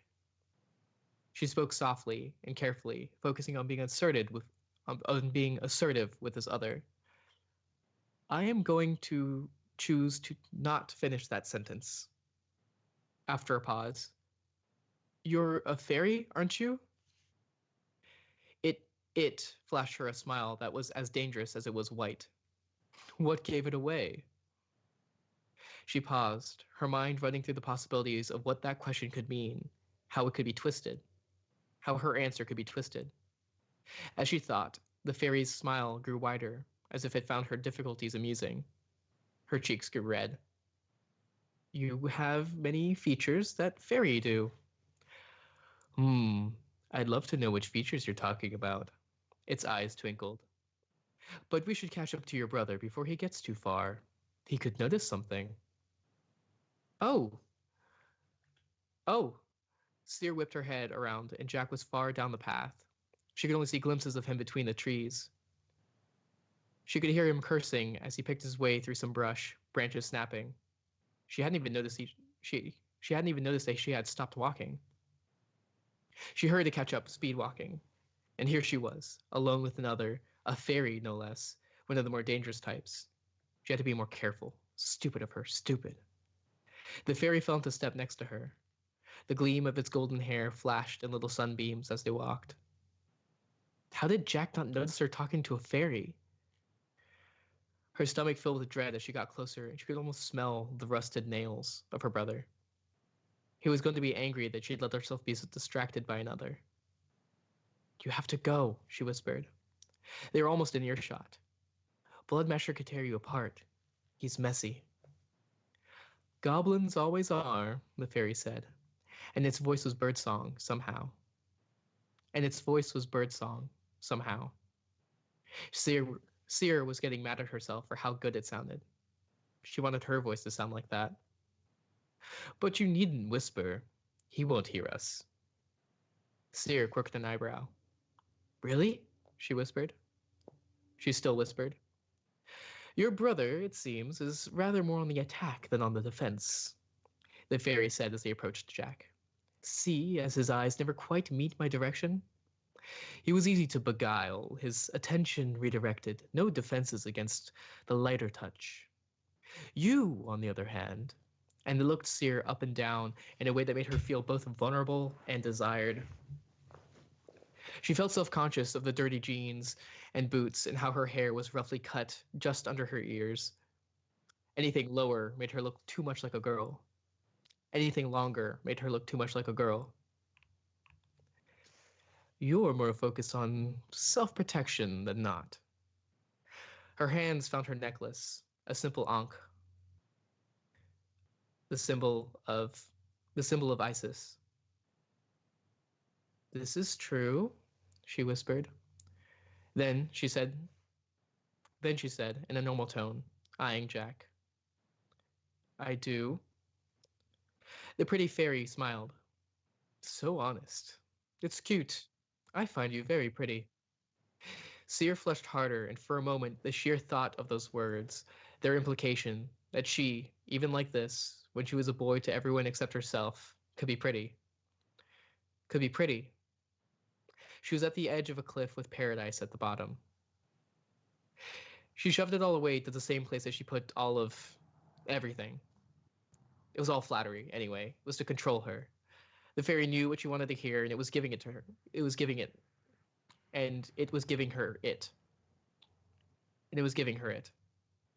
She thought to call it a lie, threatened to forsake it. But no doubt the fairy had thought of that. They were supposed to be good at twisting words. And maybe they even meant it? The fairy spoke, as if sensing her tenseness from the silence. May I have your name? Seer's relief was full body. Finally, a trap she could spot. You may not have it, but I will tell you what it is if you tell me yours. A deal. A deal. Pink lips smiled over white teeth. Very well. I'm called Aster in these areas. Seer flourished a little bow. I am named Seer Rogers. Aster wrinkled their nose. Rogers. Not a name I like. It belongs more to him than to you. Aster motioned toward Jack, who was examining something on the ground. He was throwing dust on the ground, then stomped on it, Bloodmasher and him both peering at the results. Your father's influence lies heavily in him. Seer was still nervous about the distance. She was only maybe 20 feet away from Jack. Barely spitting distance. But neither he nor the goblin rat looked their way. And it was a relief to be away from those eyes. She tried so hard to be under their to be away from under their sight most of the time. Why do you stay with him? I've only just met you, she replied. She wasn't going to answer a question like that to a fairy, but she was still thinking of the answer. Where else do I go? Aster sighed dramatically. I see your bonds are too strong. I mean both the meaning of bonds as well, Seer. I must go. One can only touch a Goblin King for so long before their fingers are sullied. But before I go, I have something for you. Seer took a step back, holding her ankh. No, I can't pay. She looked to Jack for help and saw he hadn't noticed yet. You don't accept things from Fairy. Aster was supplicating, eyes big and almost afraid from the outburst. It's not a trade, pretty one, but a gift, a small one, and I promise Jack and his thing will not see it. She considered. What is it? May I show you? Aster asked, and they raised a hand, as if reaching out to touch Seer's face. I swear no harm, physical or mental, will come to you from me from this gift. It is given out of charity. Seer took a fragile step forward, like a deer. Okay. Aster only barely touched the side of her head, a whisper of a breeze in her hair. And then it changed. Although Seer could only see it through the sides of her eyes, her dirty blonde brightened as if cleaned more than any shampoo. It was almost gold. And it wasn't in locks. And though it wasn't in locks like Aster, it looked a bit longer. The cuts weren't uneven. She stepped back in surprise, and suddenly she could feel the weight of her hair. Her hands went up to touch it, and it was soft. Her heart thudded. Jack is going to kill me if he sees me like this. Horror mixing with awe in her voice. I already swore he wouldn't, Aster said. They pouted. You did not trust me already? No. Seer shook her head hard, and her hair swept aside like a princess, and it felt good? How could the weight of hair feel good? Thank you. Sincerity flowed in her voice. Thank you. Aster smiled, and Seer couldn't tell if they were male or female. Others were traditionalists by their nature, but they were also others. They were made of human rules, but also didn't ascribe to them. It was confusing. The fairy's smile was genuinely bright. Their ears twitched with what seemed like delight. I must go now. Shall I find you again? Nervousness crept back into Seer. She looked to Jack for approval, but he wasn't looking at her, carving something into a tree with a corkscrew. His gaze wasn't on her. There wasn't any pressure. He didn't have to know. And if he wasn't going to give her a friend or a familiar, she had to take the ones she could get. She could decide this on her own. It was only a fairy, and they'd killed a demon before, even if it was small.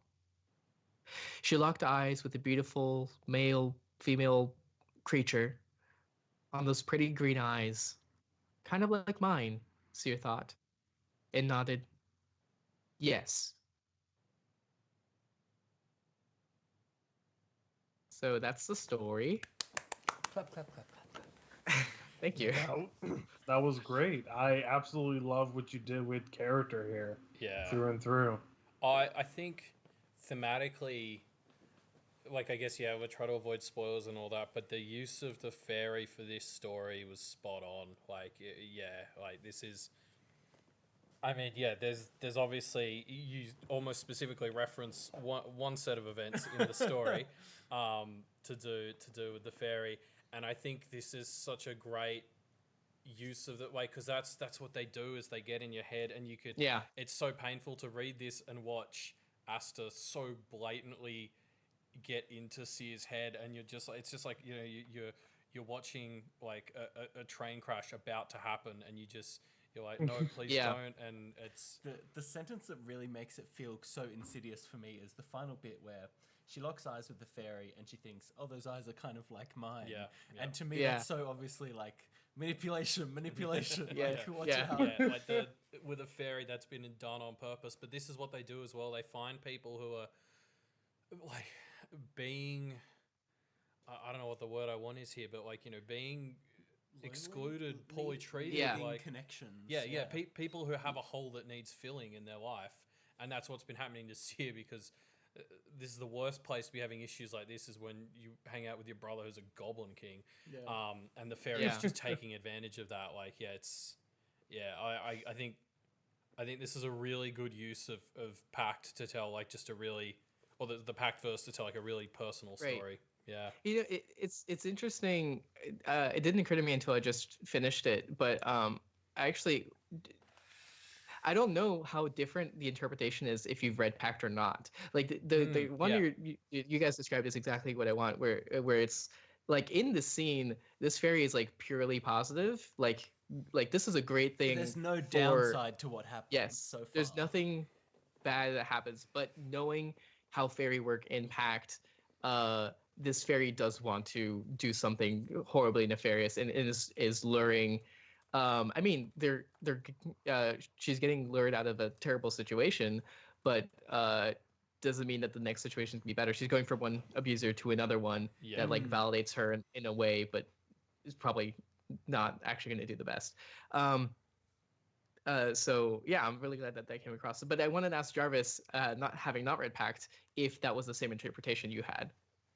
So I know as you were reading it, it was so sweet. Like the tone through and through is just so lovey, I guess.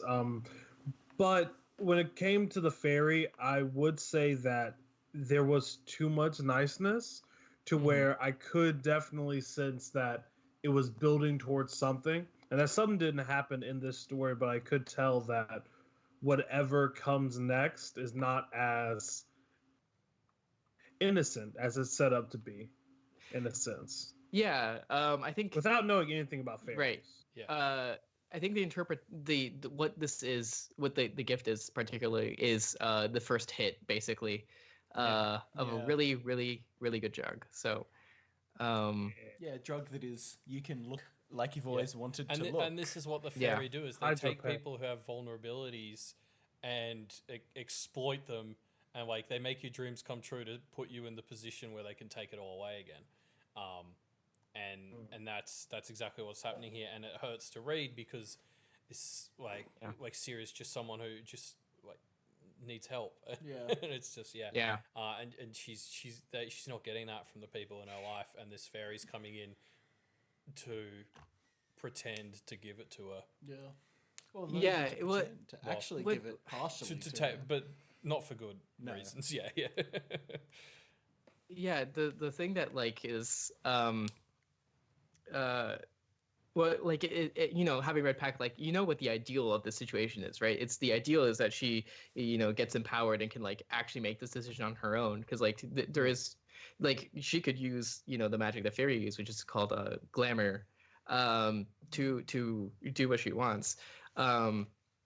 And I mean, you know, the word bonds actually, like I originally in Pact, I wanted to do a familiar deal, but it just didn't come up in this. It was like too soon, right? Like this fairy are more insidious and like, hey, I'll be your familiar real quick. Yeah. So it was like there is a good outcome to the story, but it's probably not the one that's going to happen. Like she needs someone else to come along and rescue her from this person too. Yeah, exactly. She's just dove into a different pot of trouble. Yeah. No, there's a couple of really. I was just gonna say there's a couple of really good lines in this. Like I think you do a really good job of the way everything, the way the fairy phrased everything. I was looking for the trick, and like even the bit where it's like, oh, can I have your name? And she's like, like a trick, you know, this makes me feel better, a trick that I can see. And it's like, but that's what he wants, or that's what they want you to do. Like it's here's an obvious one, so you can feel secure. Exactly. Like it's another layer of the mind games, and I had a lot of fun following those breadcrumbs you were laying out in the story, and like trying to spot what was coming. Like I that really carried me through. Like I liked that. There's so many comments in the chat, and there's so many. I mean, people But, are going off on some interesting tangents. I like the tagging at the beginning. You guys were tagging yourself. Yeah. So to step back just on where this originated from, I actually started. Actually, I have my notes left from the beginning, and it was not at all. So I have written 2 siblings hunting down something in the forest, something that manipulates bonds, foil the siblings. Another that is 2 brothers fused, 2 siblings who hate each other, go in woods, put down other conflicting Very motives. packed.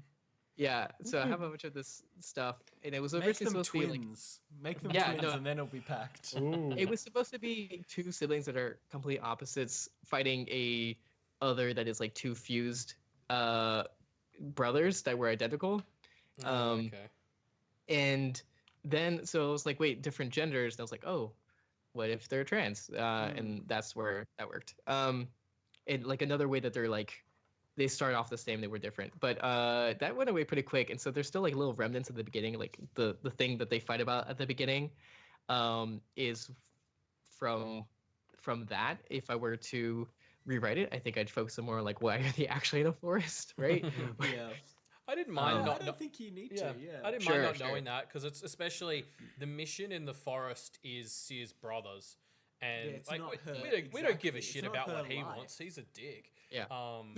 So yeah, and I mean again as well, making him a Goblin King's great choice when you're working in the fairy to play Yeah. on her thing because like fairy and goblin are so opposite. Like I think it helps her instant or her instant sort of attraction to the fairy helps separate them more and more and just sort of shows like shows why she's in this position where she can be so swept up by the fairy. Yeah. Some comments in the chat that I think are relevant because I've been thinking about it. So Alexander says an interesting subversion would be the fairies getting the trick it wanted to be to taking Sear's name or her gender or her appearance, and then Sear thanks it for removing this part of her that she didn't like. And then a bird on a motorcycle, very relevant, says, but if they had her male gender identity, they would have a decent claim to her identity. Which is, I was thinking about that. I was like, that's a deal that she would take, is be like, take away, some part of her physical maleness. And I debated that, and I just like couldn't think of the implications in time, basically. So I kind of skipped past it. Like that'll happen in another scene. For now, we can just make her hair more girly. Yeah. And I kind of got the implication from that. I want to go back and reread it now, but like there's the thing where like Sear's worried that her brother is going to react poorly to the new hairdo. And I think it's just specified that like Asta's like, oh, don't worry, like he won't kill you. But like, there's a line between things being bad and you being killed for them. Yes. Yeah. So not a line, a space. A big fat line. Yeah, a very wide line. So like I don't know, but like I got the impression, especially from the way they separate, that Asta was thinking a little bit further ahead. Yeah. I didn't want the reaction is not going to be immediate. He's not going to see it immediately. He'll notice at the worst time, whenever that is. Yeah. But like the spell would be broken. But the thing that I wanted, if I was going to continue this, and who knows, maybe I will. Although it'd be weird to evolve the things that I write to choose to continue the fan fiction. But hey, I mean, have another 50 Shades. I could do a chapter or 2 more, but that other people can see it. It's just Jack and Bloodmasher that don't, right? Yeah. And how does that work? And like, Sear getting increasingly more validation, but also like people know her secret, which shouldn't be a secret, but it is. And like her brother reacting to other people using her pronouns and what that does.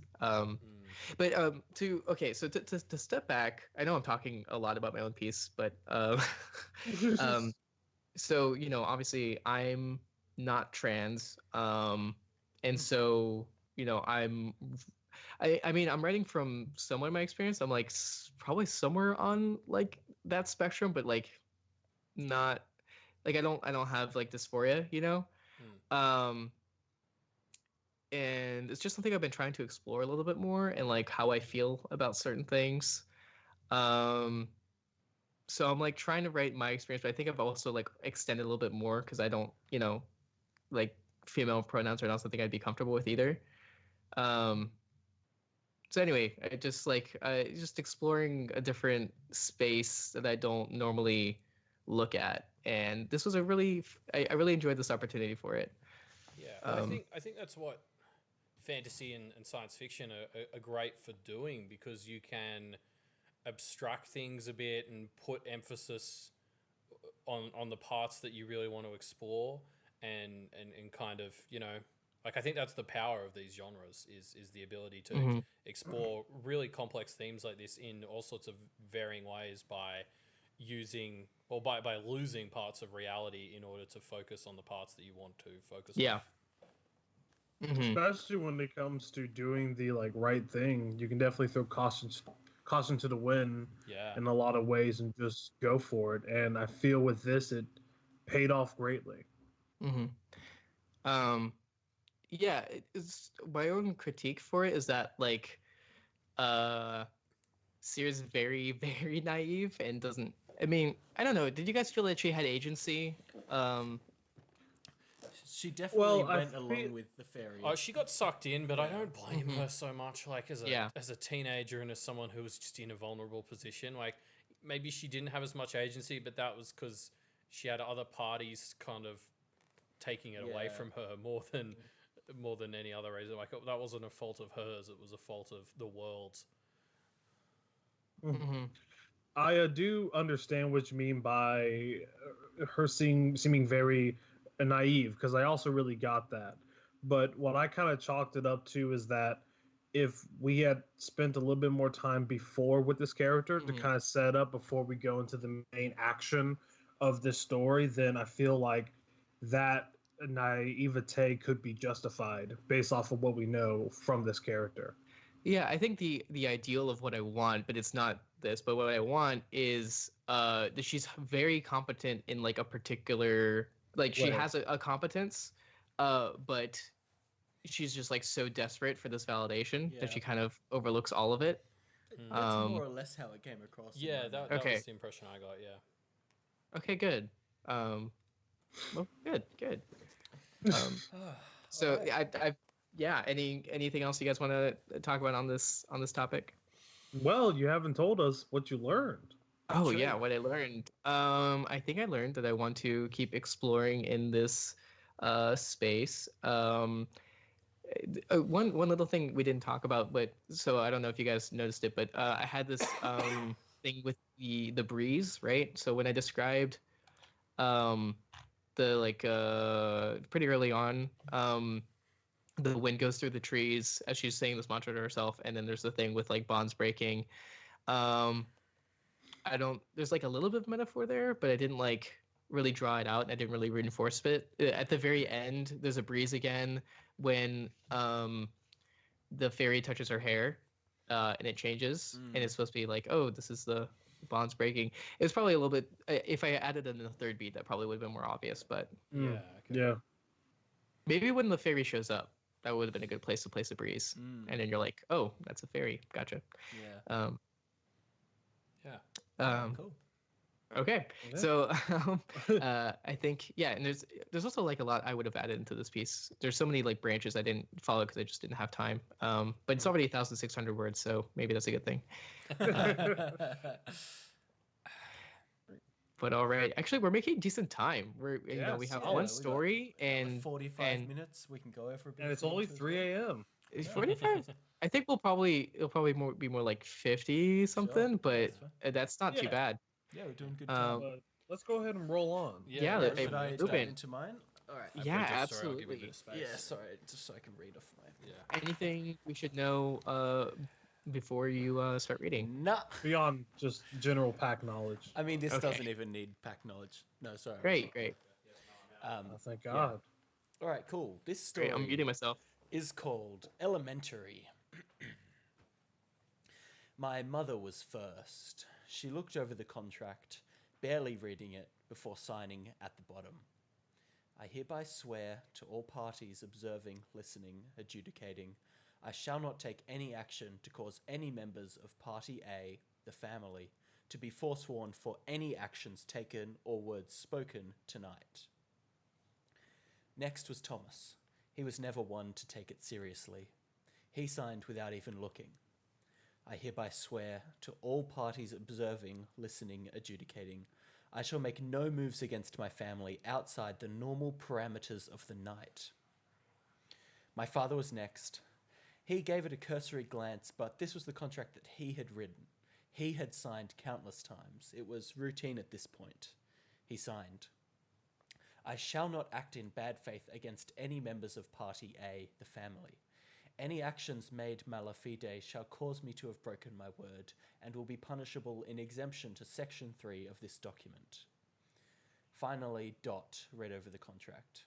I hoped she wouldn't notice the difference.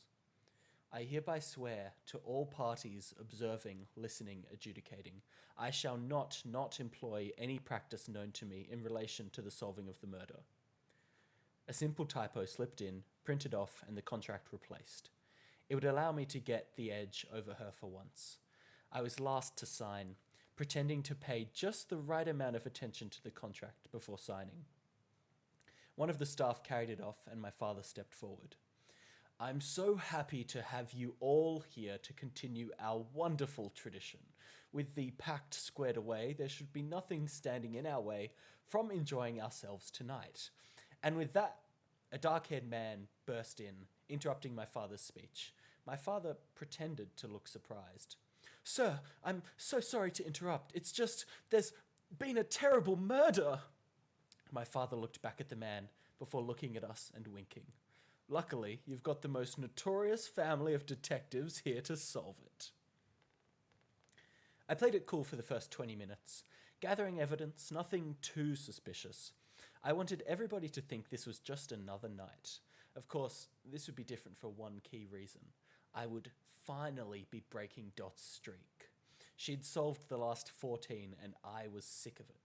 As if it wasn't enough that she was the most successful of our family, she had to rub it in our faces by winning every single year. Until now. When everybody had started moving around, interviewing the witnesses, putting together clues, I excused myself to the bathroom. I looked up at the mirror and took out the leather bag I'd stored in my bra. I took out the scrunched up hat from inside and put it on the bathroom counter. I leaned in close, my lips almost touching the checkered brown and yellow deerstalker. The game is afoot. It was almost instantaneous. I felt the spirit come from the hat and start to possess me. It was a low-level thing, a concept that had been given form through countless retellings and reimaginings, an idea made powerful through constant examination. It was stronger than I expected. I had to struggle to not allow it to completely take me over. I finally started to get it under control when I felt it come alive within me. Are we here, my dearest Willow? The words, in an old Victorian English accent, appeared in my head. I thought back at him, remembering the events of the night. Daniel Mort was murdered. How? Shot. His wife was upstairs, asleep at the is she a light sleeper time. Yes. She claims she heard nothing and slept all night. I paused, waiting again to be interrupted. There was nothing, so I continued. He was discovered in his study. The study is directly below his bedroom, so his wife certainly should have heard the gunshot. Who found the body? Their gardener, a man called Anton. He heard the gunshot and came... He heard the gunshot, but the wife did not? Running. Yes, I noticed that too. It's incredibly odd. I know it was a weird thing to be upset about, but it felt like the spirit didn't understand convention. I suppose he was older than some of the ones I'm normally used to. He didn't understand that he shouldn't interrupt. I apologize. I'll do my best not to interrupt in the future. I looked at myself in the mirror, my eyes slightly darker than they were a minute ago, and shook my head slightly before continuing. Okay, so the two suspects are guests that were staying in the house last night, Mr. and Mrs. Muscat, old friends of the deceased. I finished recounting the facts as I understood them and waited. Is that all? I nodded. I suspected that he was murdered somewhere else and dragged to the... I see. Are there any fresh marks in the garden? I shook my head. I definitely didn't notice any. Well, that rules out the obvious possibility. It's elementary, my dear Willow. I have solved the case. I smiled at myself for the first time all night. Finally, I would have one over on her. Spirit returned, dear stalker tucked firmly back into its hiding place. I strolled out of the bathroom, rang the bell, and summoned the family. I've solved it. Dot narrowed her eyes at me as she saw her streak fading away. It was quite simple, really. When you removed the impossible, whatever remains, however improbable, must be true. You see, there was another player here last night, a small pygmy man who climbed down the chimney and made his way into the attic crawl space. By shuffling along through the walls, he was able to find his way into the attic. Of course, silencing his weapon was a trivial feat when you consider... Dot laughed a little. At me? At me? Willow, come now, she started, in that perfectly patronizing yet infuriatingly innocent tone. Just because you're tired of losing, it doesn't mean that you have to go to such extremes. If you can't solve it, there's nothing to be ashamed of. It was my turn to narrow my eyes. Luckily, there's no need to unring the bell because I've actually solved it. It was simple when you consider that there's no way his wife could have slept through the gunshot in the study. So therefore, he must have been killed somewhere else and dragged to the study. A fact that was conveniently confirmed when I noticed drag marks outside in the garden. I felt my entire body shrivel as I realized I must have overlooked the marks. I was sure there weren't any there. Of course, that leaves the culprit. My elder sister wheeled around, her smile wide, wider than it should ever be, and pointed directly at Mr. Musket. The applause started before she had even finished turning. I started to tune out. Bucket of pig's blood, rare gun collection, golden child. Maybe next year. And that's the end of my story. It's the end of Elementary. All right. Well, I'm glad someone else Fantastic. saw Knives Out. Thank you. Yes, Knives Out may have been an influence. We'll see. But no, honestly, I think like one thing that totally stuck with me throughout this reading was the dialogue and how every single last line is so provocative, and not only the person that is speaking, but it adds this great flow throughout, and the back and forth is just so fun to read. Thank you. Yeah. I mean, I just love the concept. Like, I'm interested to know where it came from. Like, just the idea of having someone invoke the spirit of Sherlock Holmes for like a murder mystery party. Well, yeah. I love it Someone so much. on Holmes. I'm trying to remember where I heard this conversation, and I assume it might have been on Doof Media because I constantly listen to everyone at Doof Media. But a long conversation about how Sherlock is actually like not a great detective. Like so it was Steven Zuber and Brian, what's his last name? It's awesome.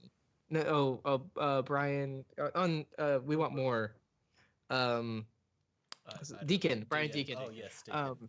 Yeah, they were talking about how so right here on the Doofcast, Doof Media, Steven was talking about how Sherlock actually does pull out his deductions out of his ass all the time. Yeah, so I've very recently been rereading a lot of the original Sherlock Holmes stories, and it really did strike me how much he just pulls shit out of his ass a lot. And also, it's almost always the first thing he does is go and look in the garden for footprints. So I tried to incorporate that into my story. Because they're always there. Yeah. No matter what. Yeah. To come back to what you said, Elliot, about, the idea of the Sherlock Holmes thing. Basically, the core idea was I really wanted to create a situation where a practitioner could lie. And so the situation was, well, what situation would that happen? Maybe in some kind of family game where they're all playing together. Right, So that led to a murder Right. mystery party. And then the idea for Sherlock was just like, well, if you're going to cheat, what better way? But that's so interesting because it actually is such a dangerous idea because it's like if someone didn't sign that, like Exactly, they could be right. That's why I loved it. Yeah. The idea that this family had to be very cautious to just play a family games night. They had to set up this contract between themselves. I thought it was quite funny. I like the way you don't really say it's Sherlock, but that totally came through to me. I don't think I was 100% sure until he starts spouting out about when you remove the impossible. I was just like, oh yeah, like okay, this is a spirit of Sherlock, which is just hilarious. I was there immediately after the hat as soon as it was talking. Yellow and brown deerstalker. Yeah.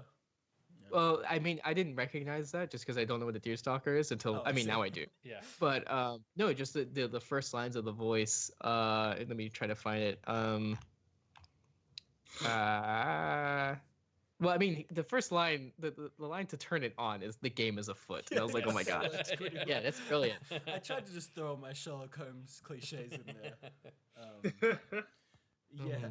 Sorry, I'm getting comments in the chat about what the actual murder mystery was and how it all came together. So I'll tell you what the actual solution was. Basically, he was murdered by a guy, this Mr. Musket guy's friend in the garden. That was why the gunshot wasn't heard by the wife. The gardener was involved because Mr. Musket ended up paying off the gardener to drag the body back into the thing, and then a bunch of stuff about, like, it's all planned out, but I didn't put it all in because it would just get away hilarious from the story. That you actually planned that out, because the entire mystery. It seemed like it didn't seem like, I don't know. It would have totally believed you if you said, no, I just made it up on the spot. Like, it was. No, I thought for it to feel right, there had to be some actual mystery that Willow, the main character, had just fucked up. Yeah. I kind of like. I mean, if it had been me writing it, I wouldn't have come up with the mystery. I just would have included various wacky details at various times that didn't make sense. But it would have been like, yes, but you forgot about the chimney.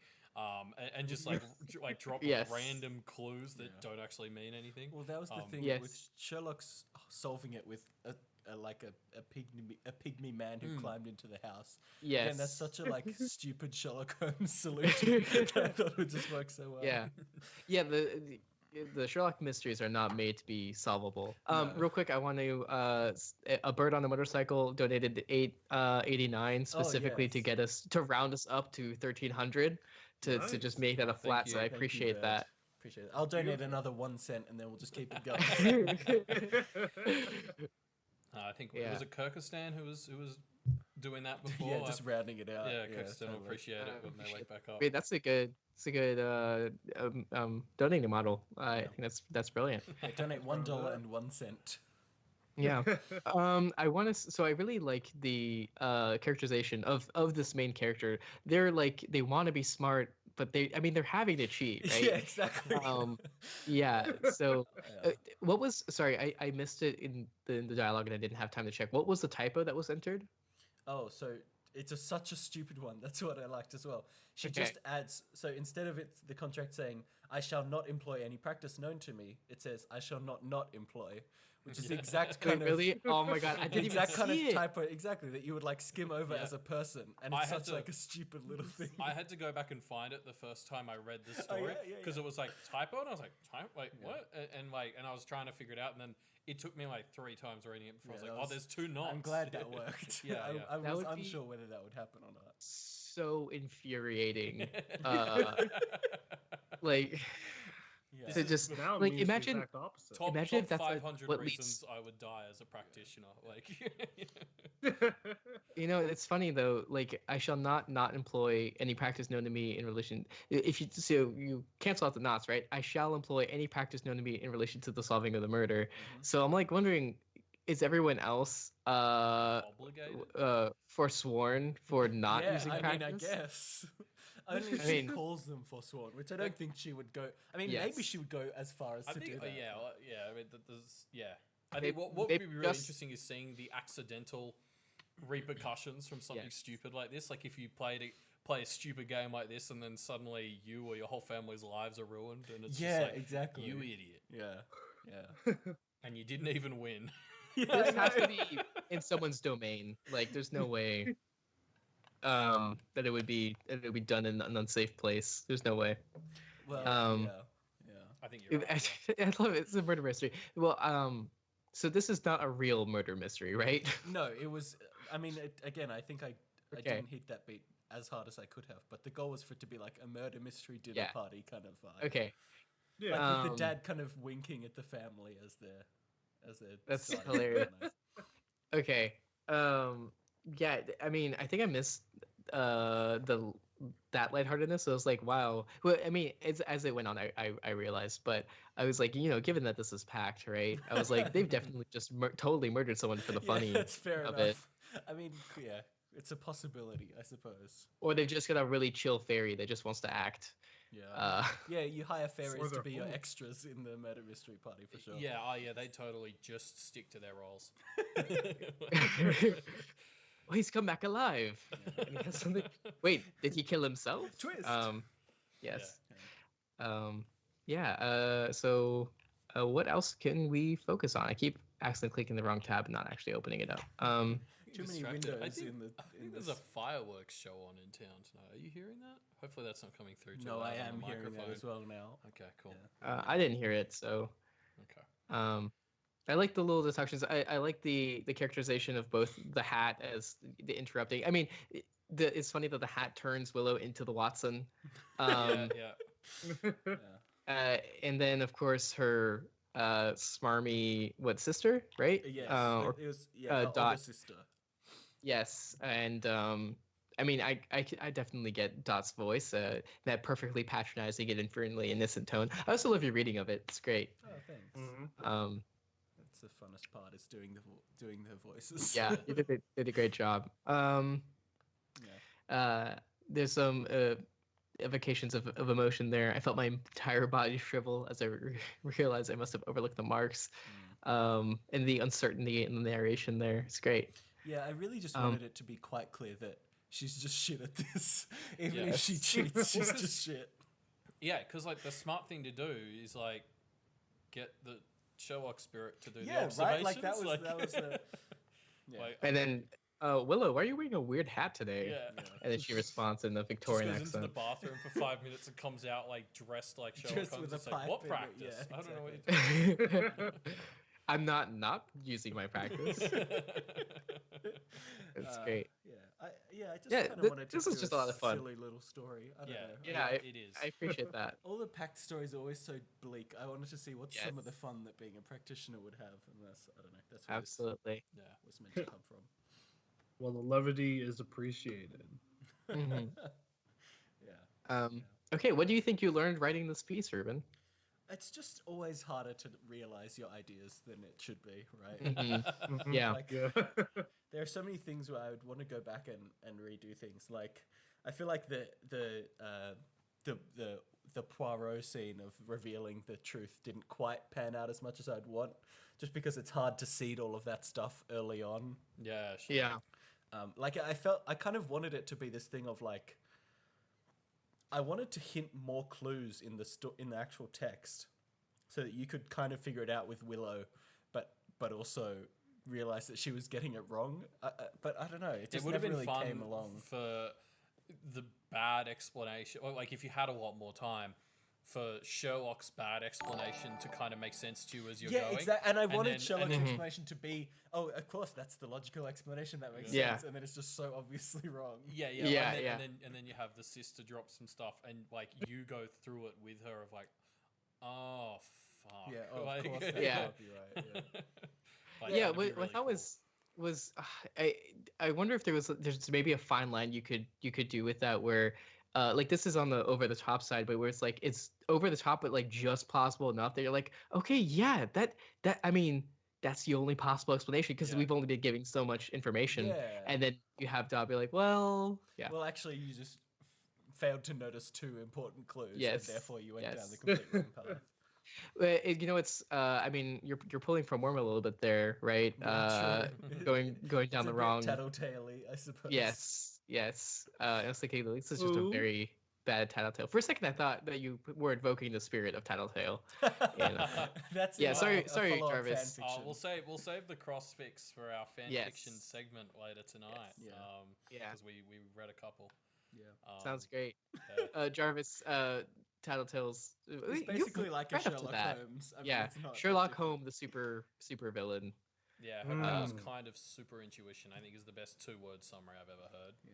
Doesn't quite. Yeah. capture Wait, it, but who it's is where is Tattletale pretty from? good. Worm. Worm. What's that? He's read up to Arc 4, so he should So know you that. do But know I've who read up to Tattletale is. Arc 5, thank you. Oh, that's new. I'll need to give you a reading quiz. Okay, Yeah, prove but all right. it. Where are the Let's receipts? let's move on to the next section. Okay, so we read our stories and they were fantastic. Thank you so much, Elliot and Reuben. I really enjoyed them. We'll be now we're going to be talking about 5 listener submitted stories. So unfortunately, we don't have time to read all those stories, and I I'll post the debated links into just the chat. selecting Pact fanfic stories for this, but I felt like that was a little unfair, especially considering I had said that in the episode before. So we just rolled them normally, and I think 2 out of the 5 are Pact fanfic, and the other 3 could fit, or 2 of the others could fit. I know one that probably wouldn't. Yes. Yeah. That's a Laurel car. Welcome to San Antonio. That was a truck. Yeah. It's a truck. So which one are we talking we about will be first? reading stories from Kurkistan, SarahPenguin, Mraxilus, Yeah, that's Yes. about it. Zedariana, and Kasubalu V2. Thank you to everyone. Yeah, thanks for everyone who submitted. There was also a lot of people who there was just so many. Some people that I know wrote as well, which I thought was really cool, just because they saw me doing it. Also, this is an aside, but if there's anyone that I met on the conference that's listening to this, shout out to you. I know you didn't write Hey, because conference shout out. yeah, but hopefully someone's listening to this episode. What is the conference? Oh, it's a, I don't know if I want to include this, but it's a AWP. It's what's it stand for? Something Counter Strike, I think. Yep. Awesome writing conference. It's I forget what the AA is, but it's writers and programs basically. And so basically they just put together a ton of panels and met some fellow podcasters on there. So shout out to you guys, and hopefully we'll actually correspond and have a better relationship than one shout out. Anyway, so that's my little tangent. So we're going to talk about those stories. We are going to spoil them. So please pause this if you're listening later on. If you're listening in the live stream, I'm sorry, you're going to get spoiled. Yeah, sorry. But if you haven't read them, please go and do that because they're fantastic and worth reading, for their surprises without getting spoiled. Exactly. We'll wait for you. Don't worry. Of course, if you weren't selected this week, don't worry. Every single time that you do the right thing, your chance of getting selected goes up. So it is absolutely worth keep writing. So which is the first we're going to go over, Jarvis?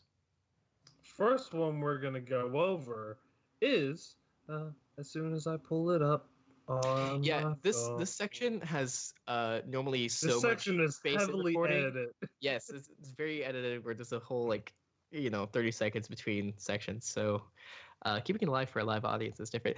I'm really Behind the scenes. I'm really surprised. Not surprised. No. Yes, surprised. I'm really surprised I haven't said anything really weird or dumb aside from that just now. Considering that happens all the time and I have to edit them out. So. Yeah. It's All the right, pressure. so The pressure's First getting you story back is into going it. to be, So the first story is going to be by Zedariana with Pact, Practice, and Conviction. With all, I think it's more Zedarian. Zedarian. Zedarian. Yeah, Listen, I did that I the can first only time, say so- so many words. Hey, Jarvis, it's okay. It's a username. Usernames are all worse. Oh, there is. Missed it here. All right. So to summarize, so they use the words pact, practice, and conviction. That was their rolled word. They wrote almost perfect. I think this is Pact fan fiction. Yes. Yes. The thing I liked about this is they take the word practice and use the other meaning of it that isn't like pact practitioner practice, but Yes. like Yes. practicing. Or practice. Like to do Yeah, something they for really practice. latched on to practice in a fun way. Yeah, it's but it's really like cool. it's someone practicing the practice. Like Yeah, it's I great. like Yes. Yeah. So let me go ahead and summarize. So we start off with this character is drawing a diagram on the ground, and it's very quickly that we understand that they're a novice at this. They're trying to be very careful. We have this dialogue, inner dialogue. It's going to be very convincing. That's fine. That's its nature. But you're too young to make a pact for real, and it can't make you say yes. And it's like continuously like rehearsing, repeating to themselves, don't make any rash decisions. Be careful. Whatever they say no. Say you'll think about it. Don't even say no. Say you'll think about it, and so on and so on. Do you know what it reminded me of? It reminded me of people who are stressed out about making phone calls. How you rehearse like your script before you make a phone call. I have no idea what you're talking about. I don't do that. Ah, you do. Yeah, I do. I write out what my purpose is when I do a phone call. That's like that helps me so much. Just be like, oh, this is the reason I'm calling. This and to go in the plan. Anyway, probably shouldn't have needed a sip of water during my my bit. Drink that. So they set out these offerings for the creature that appears. The creature appears. It's this tall man in a sharp black suit that looks normal, but also as we go through a little bit wrong. And from the get go, our main character is off put. The person appears before they even knew that they were going to appear, interrupting their mantra. And it already knows everything about them. Knows that this is a practice summering. They're going to say no. They don't want to accept anything. And they give like a little compliment, but like criticize at the same time. There's a well, we'll get back to that later. So we're just like shocked, we're reeling, or like also teased. We're like, oh god, this character's already gotten way too deep. But it turns out they did do it in a fairly safe way, I think. They pulled it off. Yeah, they almost fuck up at the very end. Yeah, to be honest, that would have worked on me. I was going to be like, I would have taken that card. I was expecting them to take the card. Then they're like, I'll think about it, and I was like, ooh, oh yeah, good one. Would have got me. I got the impression this is some sort of incarnation of death or something. Yeah. Just to very quickly finish off the summary for those who didn't read it. So that's totally okay. The creature, after teasing the main character, offers a business card, and I assumed that he was just gonna take it because it's such an innocuous thing. Like I was already like, oh, what's on the card? And the main character says, I'll think about it. So they actually they kept with their thing. And then the creepy, it's now very creepy, says, you can't blame me for trying, can you? And then disappears. With the only one of the offerings gone is the inkwell, which was commented on.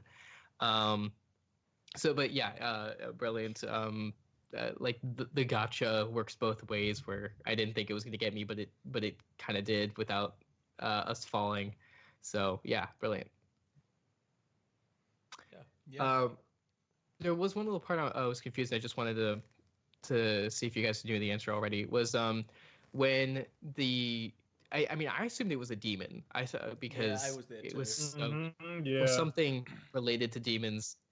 Like my first thought was fairy, but then it was like so formal and dark and wrong. Like there's the description of the fingers at the beginning where they're like a little bit too long and slender. Yeah. And like long and slender is elven in nature, but they were wrong. And an elf and a fairy would not be wrong. It would be perfect, right? Yeah. So that's why I'm leaning towards demon. And then of course the business aspect, which is a very often demonic imagery even outside of Pact. So I did. Like there was big lawyer vibes. Like that's very very early Pact spoilers there. Yes. They gave off like the lawyers vibes. Mm-hmm. Yeah. Totally. The thing that I was confused apart was so it picks up the inkwell, staring at it intently, which is one of the offerings. Fascinating, he continued, something strange in his voice. 3 parts copper to 37 parts silver. Exactly 3 to 37. The precision is remarkable. So few impurities. You mortals must have been up to something this last century. And I thought that was really interesting, and this freaks out the character. That they think they should have bought an antique, but I don't know what that meant. I think it means they wanted it to be pure silver as an inkwell. But it actually seems like the fact that it was so specifically by chance 3 to 37 parts was even more interesting to this creature. Yeah, I think it helps otherize the creature and show how old it is. That it's like, ooh, in the last century, which like implies that it maybe hasn't really been summoned for a long time. And it's like I think it's just helping to build up how intimidating this creature is. More sort of tactily than just that this novice practitioner freaking out about it. Yeah, so that was the only thing of just like I'm not entirely sure what like if I don't necessarily need to know why the creature finds it interesting, but I need to know what the character thinks is the reason. Like, is it like just like what direction basically of like is it is the creature mad about it or happy about it? That's basically it does seem like a thread that I would almost expect to be involved later in the story. Like if there was more. Yeah. And it's missing at the end, but I don't know what that means. Yeah. Like did they use it to escape and I didn't know, but I don't think that's what happened. But but anyway, that's my one little critique of an otherwise really fun and cool piece. I love how the voice is so nervous. It feels so believable. And while like stuff like the room isn't described or like what the person looks like, it does not matter. Like it wasn't missing to me. So I was picturing this in a dim study and they're drawing on the wooden floor and just causing a mess. Yeah, I pictured it in one specific location of Pact that. The library. Like I just kind of pictured it as taking place in the library. That's sort of my go-to for drawing big circles on the floor, I guess. I thought the voice of Death, the demon, whatever, was very good. I really liked its tone. It worked quite well. I love the description of what the items are. I'm gonna just read it because why not? A very good selection, the man said amiably after a moment. A token of a raven's end, death's death, if you will. A fragment of knowledge from a time when the world was darker and stranger. A quite direct offer of a contract, signed in blood. Although, if I'm being honest, I must admit that some might call that last one a touch guileless. And then we go to the inkwell. But it's particularly the raven's feather as the token as death's death, and I'm like, is it? There's so many mysteries there, like little ones of like, did the practitioner specifically like, use that as a symbol, and they were gonna like explain it, or is it like specifically like the calling card for this particular other that like to summon it you need death's death, and it lets you interpret it however. So interesting. Very interesting. Some really good stuff in this. Great, like evil villain monologuing sort of vibes from this thing. Yeah, definitely. Well, all right. I probably spent too much time on this already. But yeah, fantastic story, Zedarian, and I think you're a new submitter, so thank you so much for submitting to us. Next up, real quick, their story got a comment from a bot. Yeah, but it's what like, was that? So it looks. So the name of the bot is Botrick Bateman, like Patrick Bateman from Psycho, or American Psycho. So there's a scene in that movie where the main character Patrick Bateman picks up another businessman's card and like has an orgasmic experience feeling it. And I'm pretty sure this is literally a line from the script or something. Probably from the book. The novelization. I pick up Montgomery's card and actually finger it. For the sensation the card gives off to the pads of my fingers. That's a sexual thing. I'm sorry if that's too much. Nice, huh? It's like it's 3 or 4 a.m. So let's get into it. Yeah, that's fine. The weird stuff. Yeah. And the fish says, "Yeah," I say offhandedly, giving Price the card like I don't give a shit, but I'm finding it hard to swallow. So, this was really unnecessary, and bots are really annoying. However, I appreciated it nonetheless. It's fun.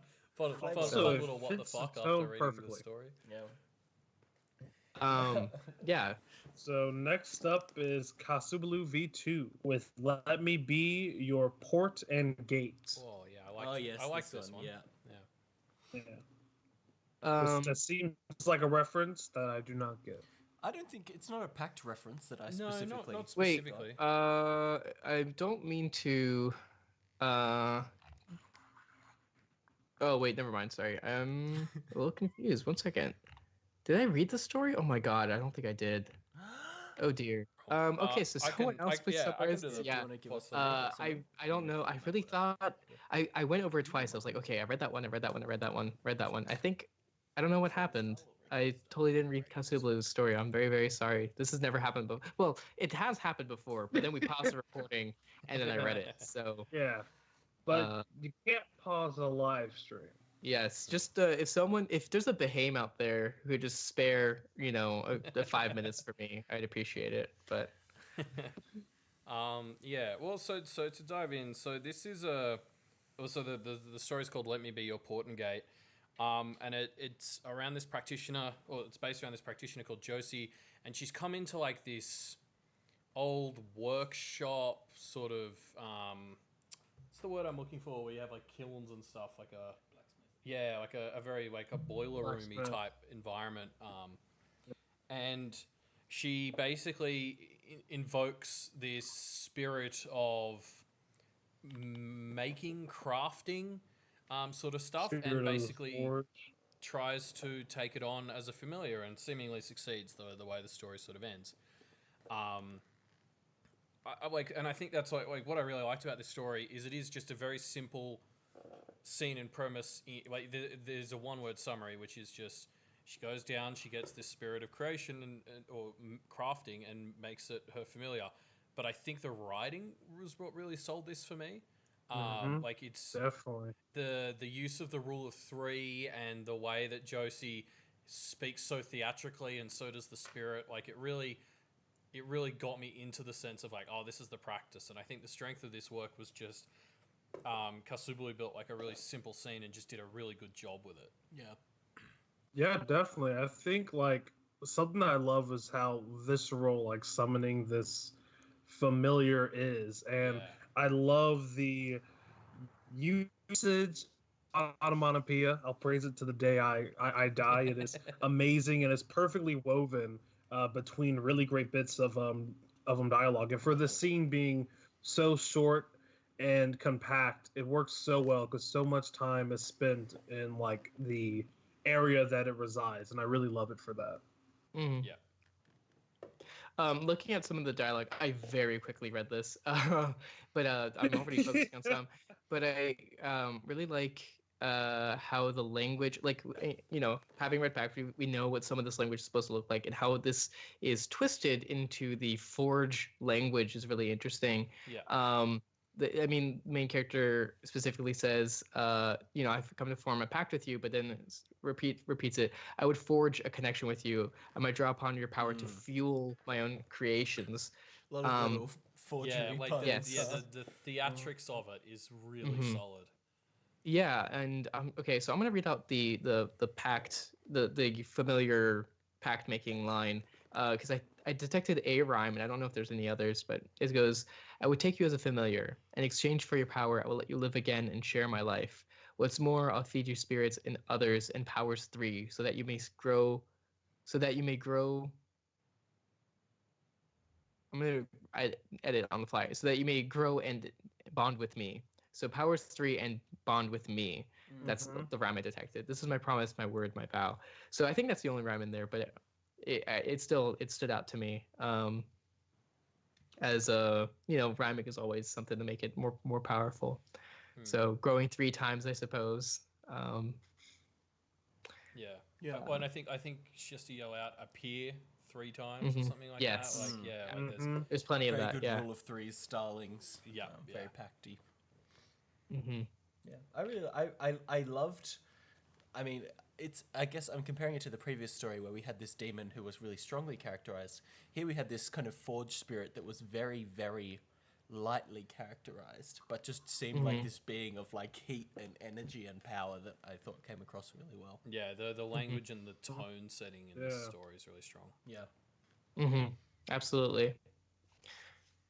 There's so much stuff with heat. For those that actually took the time to read it, how was your reactions to that?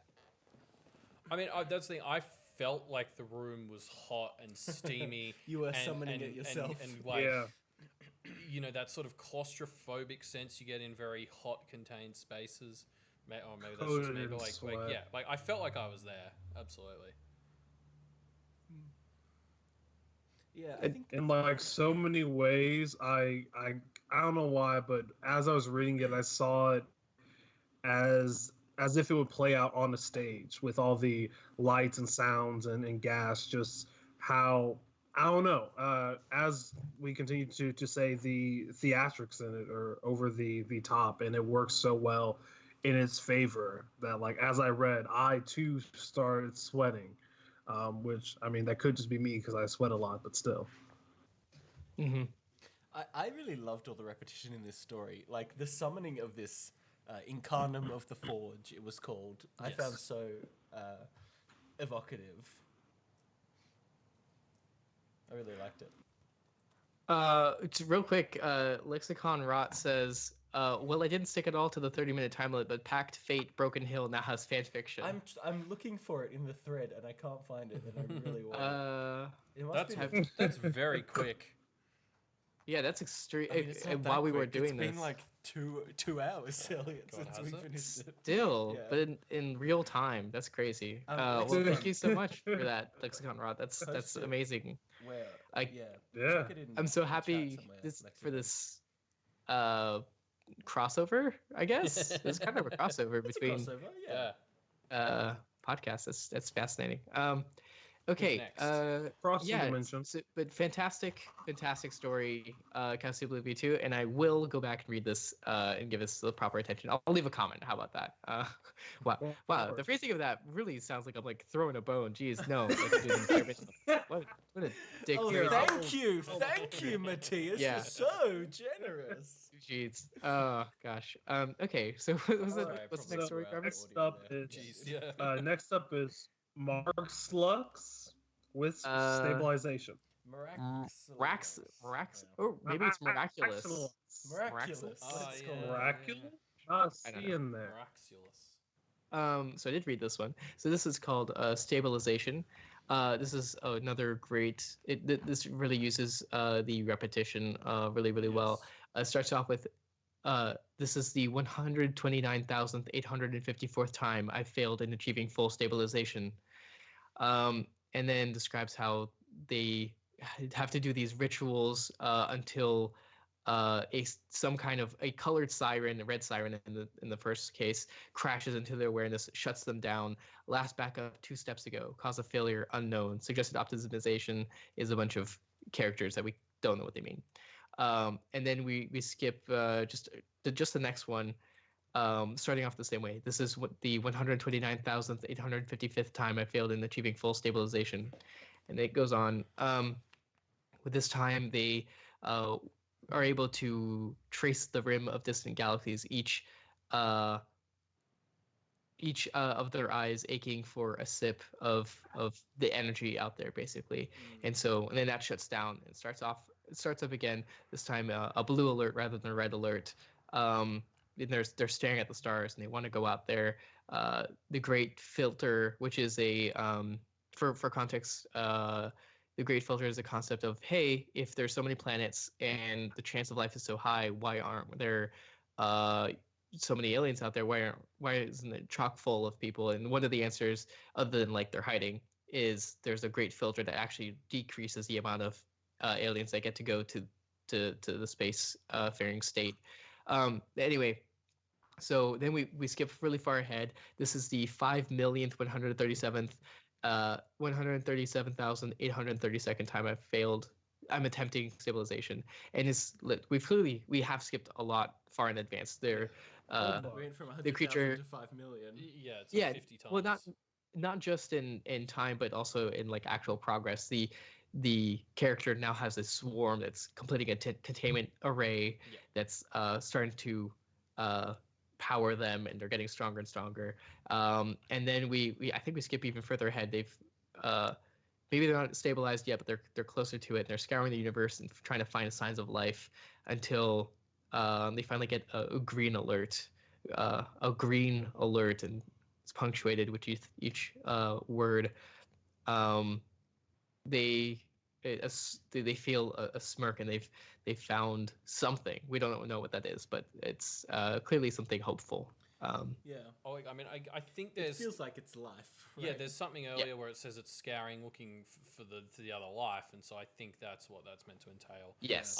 I guess my one question there was what the opening failed launch backup or whatever. I wasn't quite sure how that tied into Mm-hmm. the other stuff. I don't know. I got a bit confused because opening with the failed like startup made me think that it was that we're going to focus on the more technological problem, and then that thread's kind of dropped and it's fine. But like I'm just curious if that came back up and I missed it or what happened there.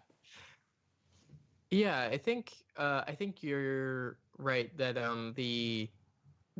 the stabilization kind of fades into the background as it's sort of solved a little bit off screen, or Yeah. just not as important, and the priority shift to getting down to the stars. I think that's probably the case of like the writer like realizing what the story becomes more about. Right. Yeah. But I feel like it could definitely be tied to something of like why or what caused. I think what caused them to fail stabilization, what caused them to get in the state, is something related to the Great Filter, because it says the Great Filter comes for us all. It's clear but- that they've made some kind of horrible mistake in their race in the past. Well, isn't it the last Yes. member? Mhm. Of Yeah, the race? that's I got this Yes. very like last surviving member. There's some ecological or whatever kind Right. of catastrophe. Or not just last surviving. Actually, I read a I don't want to call it. I don't know if a Reddit serial, like a web serial, but on Reddit. That was basically about humans all died, and then like the last 7 people like uploaded and infused themselves into an AI. And then the AI tries to take revenge. So this reminded me of that a lot, where it's like a last representative of the race, but also the race probably wasn't like AI either. Yes. Yes, definitely. Or yeah, it's like a bit of like 1776 vibes. Yeah. Football in the future for sure. Yeah, I have not read that. You would love it, Yeah, Matias. it's- Knowing it's you, okay, you would I will. absolutely love Thank 17776. It's I really do like though the framing device of this story, like the stabilization or the blocks of each kind of boot or whatever it is. Like it's a really solid mechanic for just letting us sort of jump through time and see all these little pieces. Like I don't know, I really liked it. It sort of hooks you in. It's like, oh, what's happening, and you each block you get to kind of solve a new mystery of what's happened between now and then. Mm-hmm. And in this one, I think something really good is how we have all these separate. Oh, okay, sorry. Sorry, Reuben that just was sent me. I a was thing. just got sending you a link to 17776. He full on added me. Oh, it's important. Okay, real quick, I'll be right back as I go read this. Yeah, go read it. We'll come back to you. What I think is really good in this piece is the beats that are the like particular phrases that are set up. The failing stabilization is one, but also the alerts, right? Yeah. Those are things that we come back to, and it's like a little piece of language that we're like, this is an important thing. We're going to pay attention to this. The thing about the speed of light, I think, is another one. So it echoes itself. Yeah.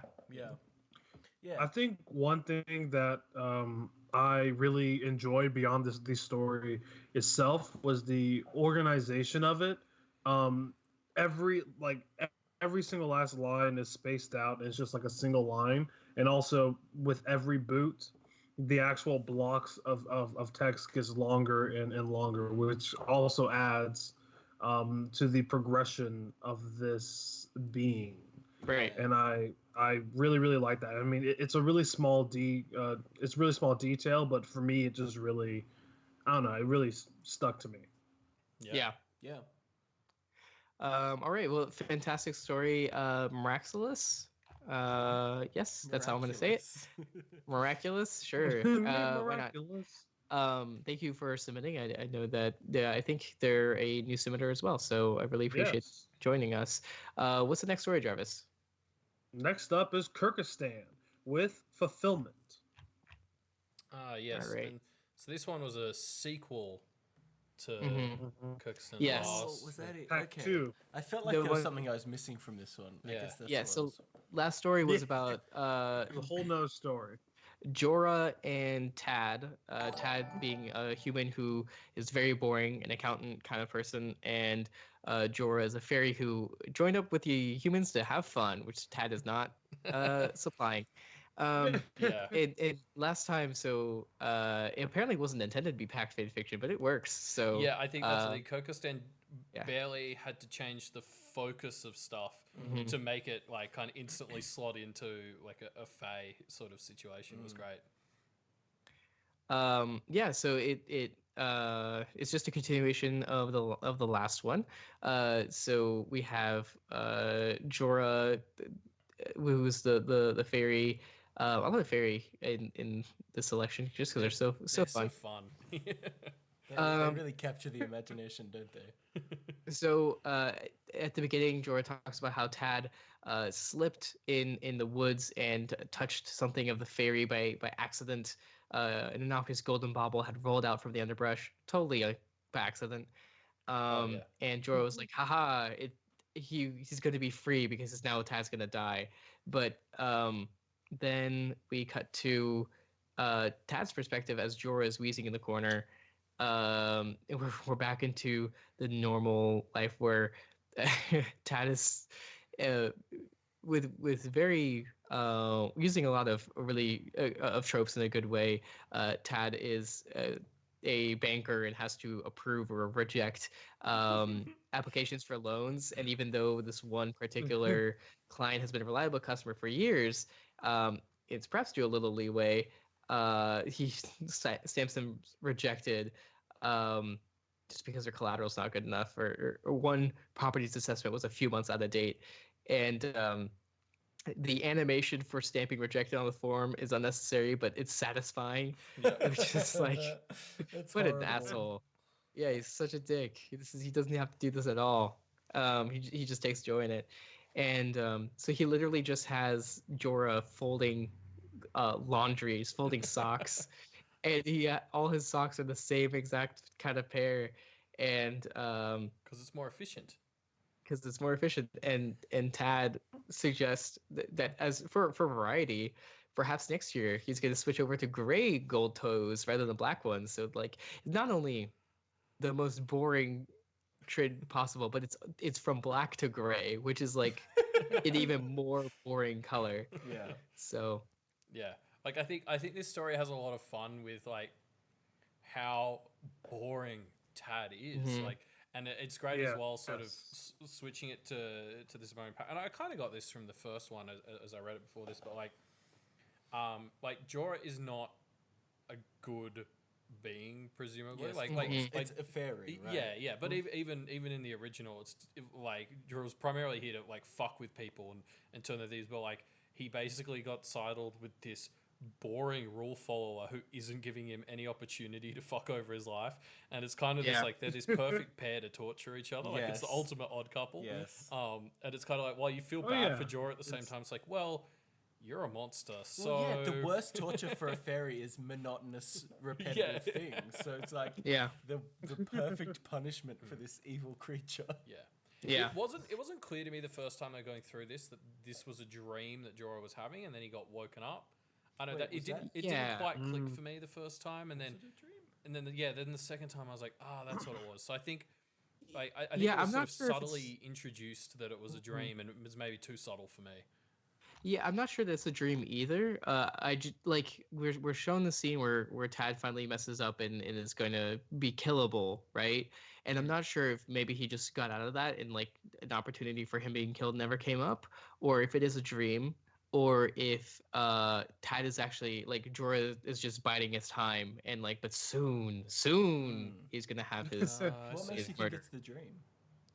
Just the way right after there's the like section break, the way Jorah's sort of wheezing in the corner, like I don't know, I got the impression it was maybe a dream, and just because Jorah opens his eyes after. Yes. And like he hasn't really acted on what I would assume would be his opportunity. Like the way it's phrased in the dream, in the first bit, makes it seem like he's been waiting for this, and then it's just it does seem that he's like, he had a moment of a daydream and he got a bit excited, and then he's back to his monotonous life. Yeah.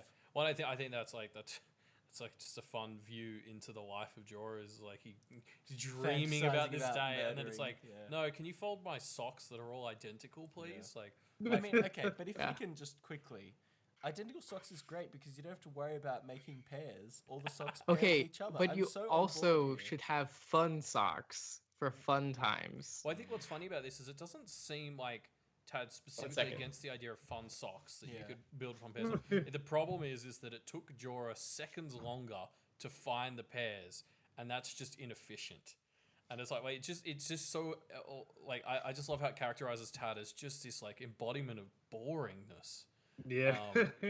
Like he I've is a come- working stiff. yeah, I've journeyed to my socks Okay. where so here's the socks I wore the other day. It's socks with the statue of David on it Nice. with full nude. So I don't know Yes, if people on the well. stream can see it. Censor that Yeah. quick. oh no, Just real quick. Ah, course. Wow, yeah, full. demonetized. So that's funny. So We'll yeah, bleep that's that out, fun don't worry. socks. Yeah, we will. We'll blur it out live. This is 10 seconds delayed. I've already did it. So, okay. But yeah, fantastic story, Kurkistan. I Yes, really great work, appreciate it. I said I wanted to see more of them, and you delivered. So I really appreciate it. Yeah. Yes, thank you. Mhm. All right, next up is SarahPenguin with a familiar bite. Mm-hmm. With apparently minor pack spoilers. Yes. So another Pact fanfiction. So we got lucky on the rolls. So we start off with these two sexy women. Like, I mean, that's the way they're described. Right? So we start off with they are. a little green dress enough to show off more cleavage, a slit in the side exposing her left leg, stopping just high enough to show she was wearing nothing underneath. Her partner in crime wore a red dress that reached her knees. And so they're planning. They're the two of them, the green and the red, are planning to go into this man's home, Mr. Jacobs, Shake and- them up. and they do the typical introductions where they promise not to harm each other while in his home. However, you have to pay attention to the wording, and that'll come up later. So one of the two of the women is familiar, and so we have the implication that I believe Gwen is the implied familiar. Well, Gwen is And- the fairy, and I think so. Elizabeth is the human, right? That's what I got from it, at least. Yeah, I believe so. It's been I read it when it was posted, so it's been a little bit. I'm just really quickly checking that actually. This is the kind of stuff you get to see watching it live. Yeah, Well, actually, yeah. while Matias is doing that, we've got two donations let's we do should some donations. we should Okay. read Yeah, out. I did do Oh, that. nice. We got a $50 donation from Methstyle Twitch, who says, dang. "I'm just joining, so buttsack," referring that's to amazing. what fan art they want. But if you've already done the Wonder Goblin, I'd love to see Podrick. And I think we are. I We have think got we a do have a butt butt sack, sack, in there. so we'll add So we'll Podrick add to Podrick there. there for you, Methstyle Twitch. We also had a $49.29, very specific, donation from Vice Versailles, who says, Aussie. I haven't read Pact yet, and I have been told explicitly not to by my brother for the sake of my mental health. Having studied it extensively, is there anyone you wouldn't want to read the book? No? I mean, I think there's nothing in there that doesn't, like, nothing kind of sort of triggering in there that isn't seeded beforehand a little bit. So you'll be able to see Yeah. if something's starting to get triggering to tap out. If you've read Worm or the other Wildbow works, you kind of know the sort of I don't darkness think it's you're anything into. worse than that. I think it definitely is a story that, like, kind of pushes you down. Like, it's very dark and kind of bleak, I think was the word we sort of Yes. started using. And it comes together at the end. The but, ending's worth it, though, right? It's yeah, so the happy. ending, like, is great, but I get, if you are someone who's not going to enjoy the almost a million words of being beaten down to get there, then maybe it's enough. not for you. Yeah. Or just pace yourself. Like I went in bursts as I alternatively caught up and fell behind the Deep in Fact podcast, and that actually helped a lot. I think of like I never felt any pacing issues whatsoever, and I think it's because like every couple of weeks I waited a week or two, so Yeah. or after reading like 4 arcs I would stop for a week. Yeah, I think So. that works. Yeah. There's nobody here, Jarvis included, that I wouldn't recommend to read Pact. Absolutely. Real quick, I just want to very important notation that we are currently at 69.96% to 2000. So nice. Nice. Well, nice. Nice. And Eason. It's nice backwards. Oh yeah. Mhm. I'm doing a 96 joke. You're fired. Terrible. Really, really bad. Okay. Okay. So I'm going to continue. So I'm going to continue the summary and cut back we'll into the cut that. episode here. So I found out. So Elizabeth, yes, is the Gwen is the human. Okay. Wait, fuck. I'm already confused again. All right, Damn let's it. take a break. What? Do some more donations. Quick, somebody donate. Yeah, let's just take a 5 minute. Take a $5. Yeah.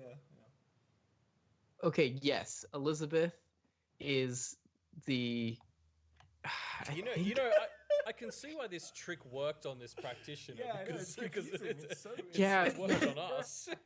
I'll Put 'em on cut the some of my mix, confusion. So I believe Elizabeth is the practitioner, is the vampire that's not a vampire, and Gwen is not, but it's implied that it's the other way around at the beginning. Anyway, going on, so we go in and we have a lot of this really cool tense back and forth where they're like offering each other hosting stuff, but like it's clear that like in any other circumstances they would immediately kill each other. Yeah. And they're being really harsh against each other. Jacobs's familiar is like just a servant and not at all like an agent. Unlike these two, where they're partners very clearly.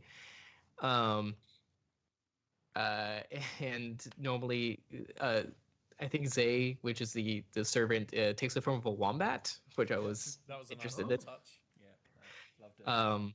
Not very fancy for a fairy.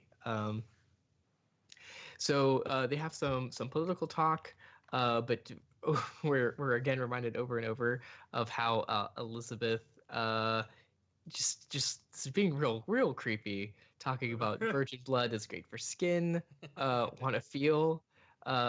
Most people think of sex when they hear virgin, but when it comes to blood, the only thing that matters is untouched by magic. Don't you have a couple of daughters? They're young enough to not have been awakened or practiced yet. Yeah. So are they still virgins, or did you pop their magical cherry? That's like horrible. Yeah, it's And rough. he gets upset and says, "Don't speak about my girls that way." So Gwen, who's not the familiar, stabs the Mr. Jacobs is familiar. So incisive violence immediately. And we get some cool world building of how the blade is done, and then Elizabeth walks. He calls them forsworn, but because of a loophole, and what they talked about, they're fine. They never lied. And Elizabeth goes and reveals cloven hooves, razor sharp talons and fangs, and bites him in the throat and starts drinking his blood. Yeah. Even though she said earlier she doesn't need to drink blood or something like that. She doesn't need to, but she just wants a nice snack. Yeah, a Bob Han Sith, not a vampire. That tastes good. Which I think they're actually, I think those are Irish as well, or They sound Gaelic. Like I or actually, Celtic, yeah. Yeah. I think they are like, which is interesting because you brought up that there's a fae in this. Like, if this got expanded, I'd love to see more play off the fact that they come from the same mythology as fae, so there might Yeah. be history there. Yeah, totally. Like a deviation or a divergence. Yeah, or And- anything. Just to finish off, she's drinking his blood. He's powerless, and then they're going to go get his daughters and draw a bath implied of blood, which is Jesus Christ. It's horrible. It ends with word of advice: tell them not to scream or Pretty struggle. metal. She likes that, and I was like, Jesus. Yeah, so I guess I was- it's worth saying if you're okay with this story, then there's nothing worse than this in Pact, I think. yeah. This would be quintessential basically Pact up there, level yeah. horror. Yeah, no, I like this as a kind of like, it's not quite true, but like that Keanu Reeves movie Knock Knock. Yes. So in it, Keanu Reeves is this husband, and then these two like college age girls come in and they need to, while his wife's away, and they're like, oh, we need help, like our car broke down, and they sort of seduce him, and then they turn out to sort of be like psychos who are going to try and murder him because it's justified because he cheated on his wife with them. Sure. It was kind of similar vibes to that here, like the way that these two women kind of like use their sexuality, I guess, to come in and kind of play this guy and then go murdery psycho. So what's interesting, what I find interesting about that dynamic is that when they first come in, I'm like, fuck yeah, women using sexuality to be powerful, it's awesome. But then as the conversation goes, we're like, these women are really hostile, and this guy is like just trying to live. And then they're threatening his daughters, and I'm like, okay. And then they do a betrayal and then go off to murder the daughters. I'm like, okay, these were the bad guys the whole time. So yeah, I was I thought that was an interesting way to do that, and how we were won over by this. It's a pretty quintessential like honorable guy kind of thing. Honorable man, capital H, capital M. So yeah, I thought that was really interesting. Yeah, I also quite like that. I like the way that you're never really on anybody's side, in my opinion, in this story. Like, maybe potentially on the side of the guy at some point towards the end, but even then, it's kind of like, it doesn't feel like any of them are good people. It feels like this weird interplay of people who are all a bit evil. It's Pact. Yeah. Pact fiction. Yeah, exactly. That's Wild Bow. Yeah, true. But so summed up. Yeah. I feel like we should at least do one other thing, because I just spent so long in the summary. I feel like I've talked about this a lot, but I haven't actually. Yeah, I mean, obviously, again, like, it's another story with a great thing. The word usage, like, I didn't catch the loophole, but you go back and read it, and it's like, oh shit, there Classic it is. Pact Like stuff. Yeah. Well, okay. So that is actually a little bit of a critique of mine, is that I couldn't quite figure out what that twist was exactly. The twist was that the ones that we thought were human/other were the other way around. Okay. Right. Okay. And therefore the loophole of it's not that my familiar isn't going to hurt you. It's that because I don't have a familiar, because I am the familiar. You know? Okay. So basically they were. Okay, so basically they were like, me and my familiar won't hurt you, but the thing that I'm wondering. Oh, okay. So sorry, I'm figuring out as I go. So she said, me and my familiar won't hurt you. So basically, she swore not to hurt him unless she gets hurt back, which she did, and her familiar never swore to anything. Well, because she doesn't have a familiar. Yeah. Right. Or yes. Okay. Her owner. Yes. Okay, that makes sense. I get it. It did take me a little bit. It wasn't like, I mean, it was spelled out, but it wasn't like reasoned through at the end, and that's why I think I had such trouble. But or maybe it's just by bad reading comprehension. We'll see. So, you decide. You decide. If you want to disregard my advice, that's totally valid. You can do that.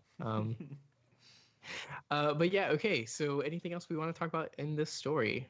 No, I liked it. Again, I love all these. It was fantastic. Yeah, and there's so many other Pact fan fictions in here. I haven't read some of the more recent ones that got submitted, but I was really, really, really impressed, and I can't wait to read more. Especially, so I'll finish Pact, and then naturally I have decided. Yeah, do it. And I'll read those. So by the time this episode comes out, I'll read at least a few. So. Well, I think since we've already talked about the listeners' submitted stories, it's high time to say thank you to every single last hole who sent in not only a story, but also sent us a little bit of comment. Yeah, I'm not going to go through all the comments this time, but everyone that sent a comment, you guys are fantastic. I appreciate you guys so much. You keep this community alive. If you haven't left a comment, maybe consider, after listening to this episode, go back and leave a comment on that episode, or leave a comment to the stories that are getting written already, because it's super, super helpful, and it keeps us wanting to write. Having someone else acknowledge you and stuff is really, really good. So, if you haven't read Pact, after you read a story, make a prediction about Pact and ask. So if you want to be like all these amazing writers, the way to do that would be to go to reddit.com/r/do the right thing, and to leave your story in a comment there. All you have to do is set a timer for 30 minutes and then use 3 of the 4 randomly generated words that we'll announce at the end of this podcast. Exactly. And I just heard and Jarvis. And as soon as possible, without I just heard any and real Jarvis. consequences. yeah, sorry, Jarvis, you cut out after and. Okay. It was very dramatic. And if you want to know how you can see these words as soon as possible, have a whole week, hell, maybe 8 days to That's not- write your story. You won't have 8 days. Then maybe you should go to our Twitter, which is @RightThingCast. Yeah, that's where we'll post the words and the episodes. And if you mention our podcast, we'll retweet you. So I mean, just make sure we're added, so that we see Add it. us. Because I always miss that. Because we need publicity. So and the other way you can reach us is at our email, which is rightthingcast@gmail.com. I'm trying to get better at answering emails, but we haven't had any since I last complained about that, so it's all good. And of course, we're part of the Amazing Doof Network, which is putting on Amazing. great stuff like this. Elliot and Reuben, please plug everything that you guys do. We love you guys. That's the problem. By the time this comes out, we don't do Yeah, anything what do we anymore. do? Yeah. Oh yeah. Well, you we do Media MD, right? So the main yeah. way to catch up with us is to check out our podcast, Media MD, which is our main podcast, our only podcast now. You can find the For details now. for that on the Doof Media Network or at the Media MD Twitter, which is @MediaMD Podcast. Yep. yeah, and Nice. of course you should go back. You should read Pact first of all. This is do the Pact thing, right?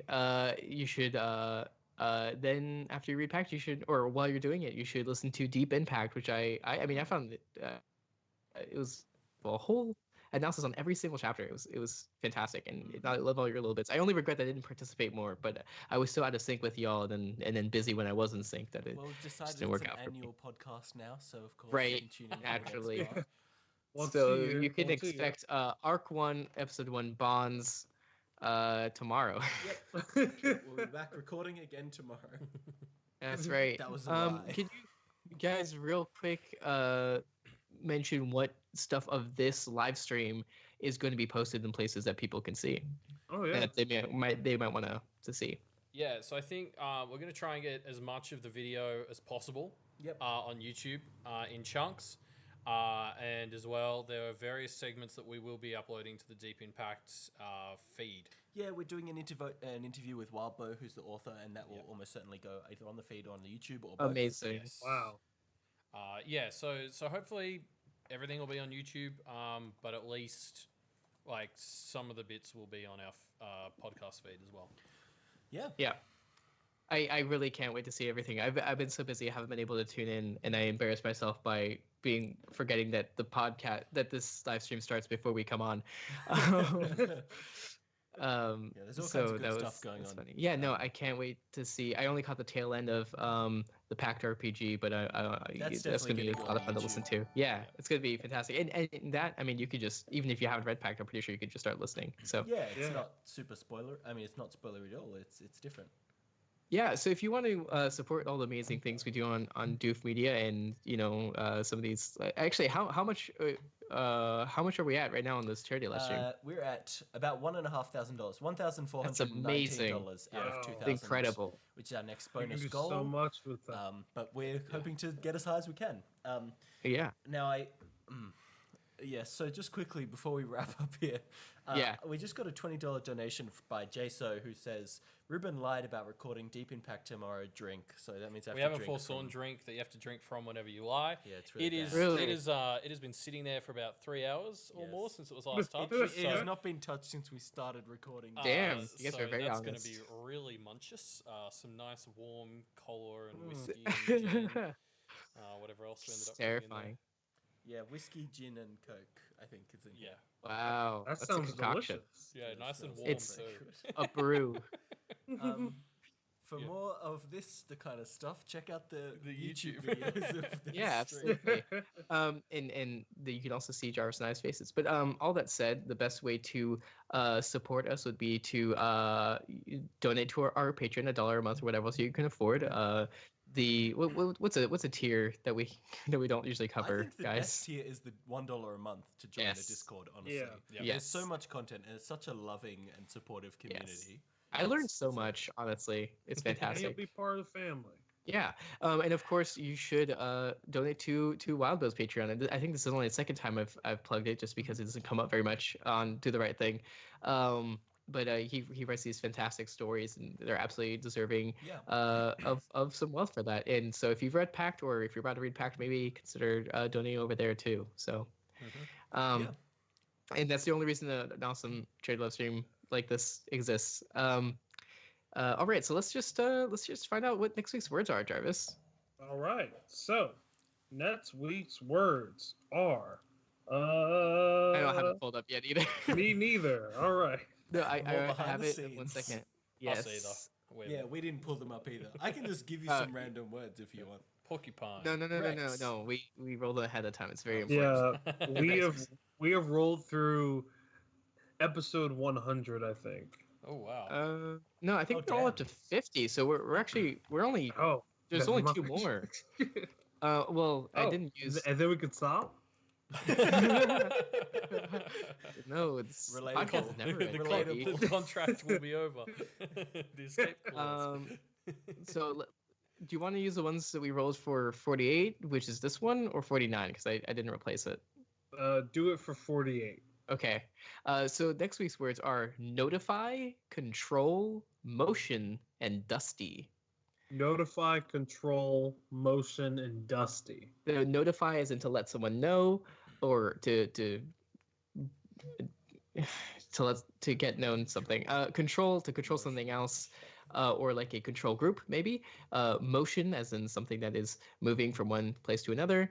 Or dusty, something that's covered in dust. Little known fact: my cat's birth name was Dusty before I adopted him. How about this for a little story, guys? Mhm. All right, my, hit it. my motion detector that controls my outside light notified my phone that someone was out there. Oh, it's my best friend Dusty. It's really good. Nailed it. That's great. That was less than 30 minutes. See, it's so easy. Fantastic. Yeah, Wow. oh, Barely sounds even a great. Pretty challenge. good story, right? So for next week, I'm going to write a story about my first trip to a liquor store. Uh-huh. And I asked them to notify me when they have buttercream. He's holding up the bottle Chardonnay. up to the screen. Because it is delicious. Now, some people say that a white wine has a dustier flavor than its red counterpart. I do not Say that. believe this to be true. What are the other words? I think notify or control emotion. Oh, yeah. Every time that I drink too much, I start to lose myself. Like I'm, In the like music, I'm the flowing moment you through want it. motion. Did But- you use control? Like you're Yeah, But you it's can actually okay. Say control. It's all right because I make sure every morning to buy a baguette, and through eating that baguette, I can regain control over my motor functions. you could have That's just how it said you works. lost control. You No, could have no, just no, said the baguette was very important to the story. we have to keep it authentic, right, boys? Okay. So I actually I have a little known. I'm here to notify you. I actually have a little known superpower. So I actually have the power to control the motion of dust, which now might not be that effective. But anytime you see like sunbeams, so like and you could like see the dust, that's me. That's me doing my using my dusty powers to do cool tricks. So I would say I'm pretty powerful. But just like watch out. You know, that's all I'm saying. You didn't say notify, did you? Yeah, I did. Yeah, I'm right, here to so- notify Sorry, you. I was that I drinking have the Forsworn superpowers. drink. Sorry. Elliot, you're the Oh. last one. Shit. Oh yeah. I should have been Elliot, what do you preparing. got? What- Yeah, what- you had all this time. Hit us with the best one. All your stories were too like encapsulate. Ah, Yeah, okay, this is a good Mhm. start. notifying you. It's your turn. I tried to notify the controllers about Uh, I don't know, the dusty cobwebs. Yeah. But there's too much bureaucracy, so there was no motion on the issue. There we go. Wow. You did it. Congratulations to everyone for the most boring set of words we've ever done. And that's the final episode of Do the Right Thing. That's it. We're Yes, closing that's it. 48. All right. So we Yeah. hope that this helped. This is gonna get, you should Helped everyone do the right thing. Do the right it. thing. We'll the do right the thing. pack thing. Do the pack actually. thing. Do the right thing. Yeah, thank you. Everyone's talking. And outro music. Outro music. Finish. Damn. All right, I'm gonna start my recording. Wow, that was a 3-hour Okay. and 5-minute recording, folks. That's Goddamn. not bad. I've This done is our 3 hours. shortest recording session thus Yeah, far. speak for For them, Y'all- a 24-hour live stream is 2 episodes. No, like for real, we've done 3-hour episode with 3 people, so this is actually pretty great. Yeah. Do the pack. Would you say this is our longest one though? No, maybe post. No, because we're gonna edit this down. It'll be even shorter. So Oh, how Yeah. dare you? You're gonna cut out on my Yeah. Yeah, breathing noises. We How better dare. keep it moving actually because Yeah. We're running quite we're far behind. running quite far behind now. yeah, I That's- apologize. no, I it's all right. It apologize. happens. We're, Uh, our next segment was basically just us ordering a pizza, and somehow that was down in the calendar for 30 minutes. So, Yeah, so we had. Oh wow. yeah, we had time Just- to mess with. Just the ordering, not the eating. Just the I ordering. mean, yeah, it was Just- not just a well calling thought them. out Yeah, segment. let's look, be honest. okay, we didn't think it out very well. We just had half an hour for dinner, and that was going to consist of, I guess, ordering and eating a pizza, which Yeah. makes no sense. Yeah. Mm. Anyway, thank you, Okay. Matias and Jarvis, for coming on the stream. Yeah, absolutely. Thanks It's for a- it's a having us. blast. Thanks for coming on. Great stuff. I- Good times. I can't wait to see all the segments I'm missing out on. And also, I'm definitely gonna donate as soon as I get off. So Yeah, you should go and yeah, have and- some sleep. Actually, as someone who can't, you should. yeah. we'll see. We'll see. I'll donate an amusing number or two. So we'll see. Yeah, give us a good $420.69. Ooh, I don't think I could do quite that much, but The something perfect number. something along All that. right, fair enough. All right, I'm gonna be signing off. Yep. Yes. You Thank guys have a good everybody. time. Thank you, Um, Jarvis. Thank you, gang. Matias. Hey, if anyone Stay in the awake. chat is in the Discord and you want to talk to me, just at me, and I might not respond immediately, but I'll respond eventually. So, Yeah. particularly if it's about this or something. Cool. But yeah, all right. You guys have a great time. Thanks for having us on. Thanks. All right. What's coming up next? Yeah. Okay. All right, folks. So we're going to take a quick break, and then we will get into some stuff. I think Elliot will go order a pizza, and I'll start setting up for our next segment, which is going to be tarot card readings. So I'm going to do Elliot's tarot card reading, and then we're going to do tarot card readings of the audience. Yes, So if so you want to all my- find out your future, then or your past, or your present, or all that good stuff, stay tuned. Yes. We'll see you in a bit. Yeah. See you then.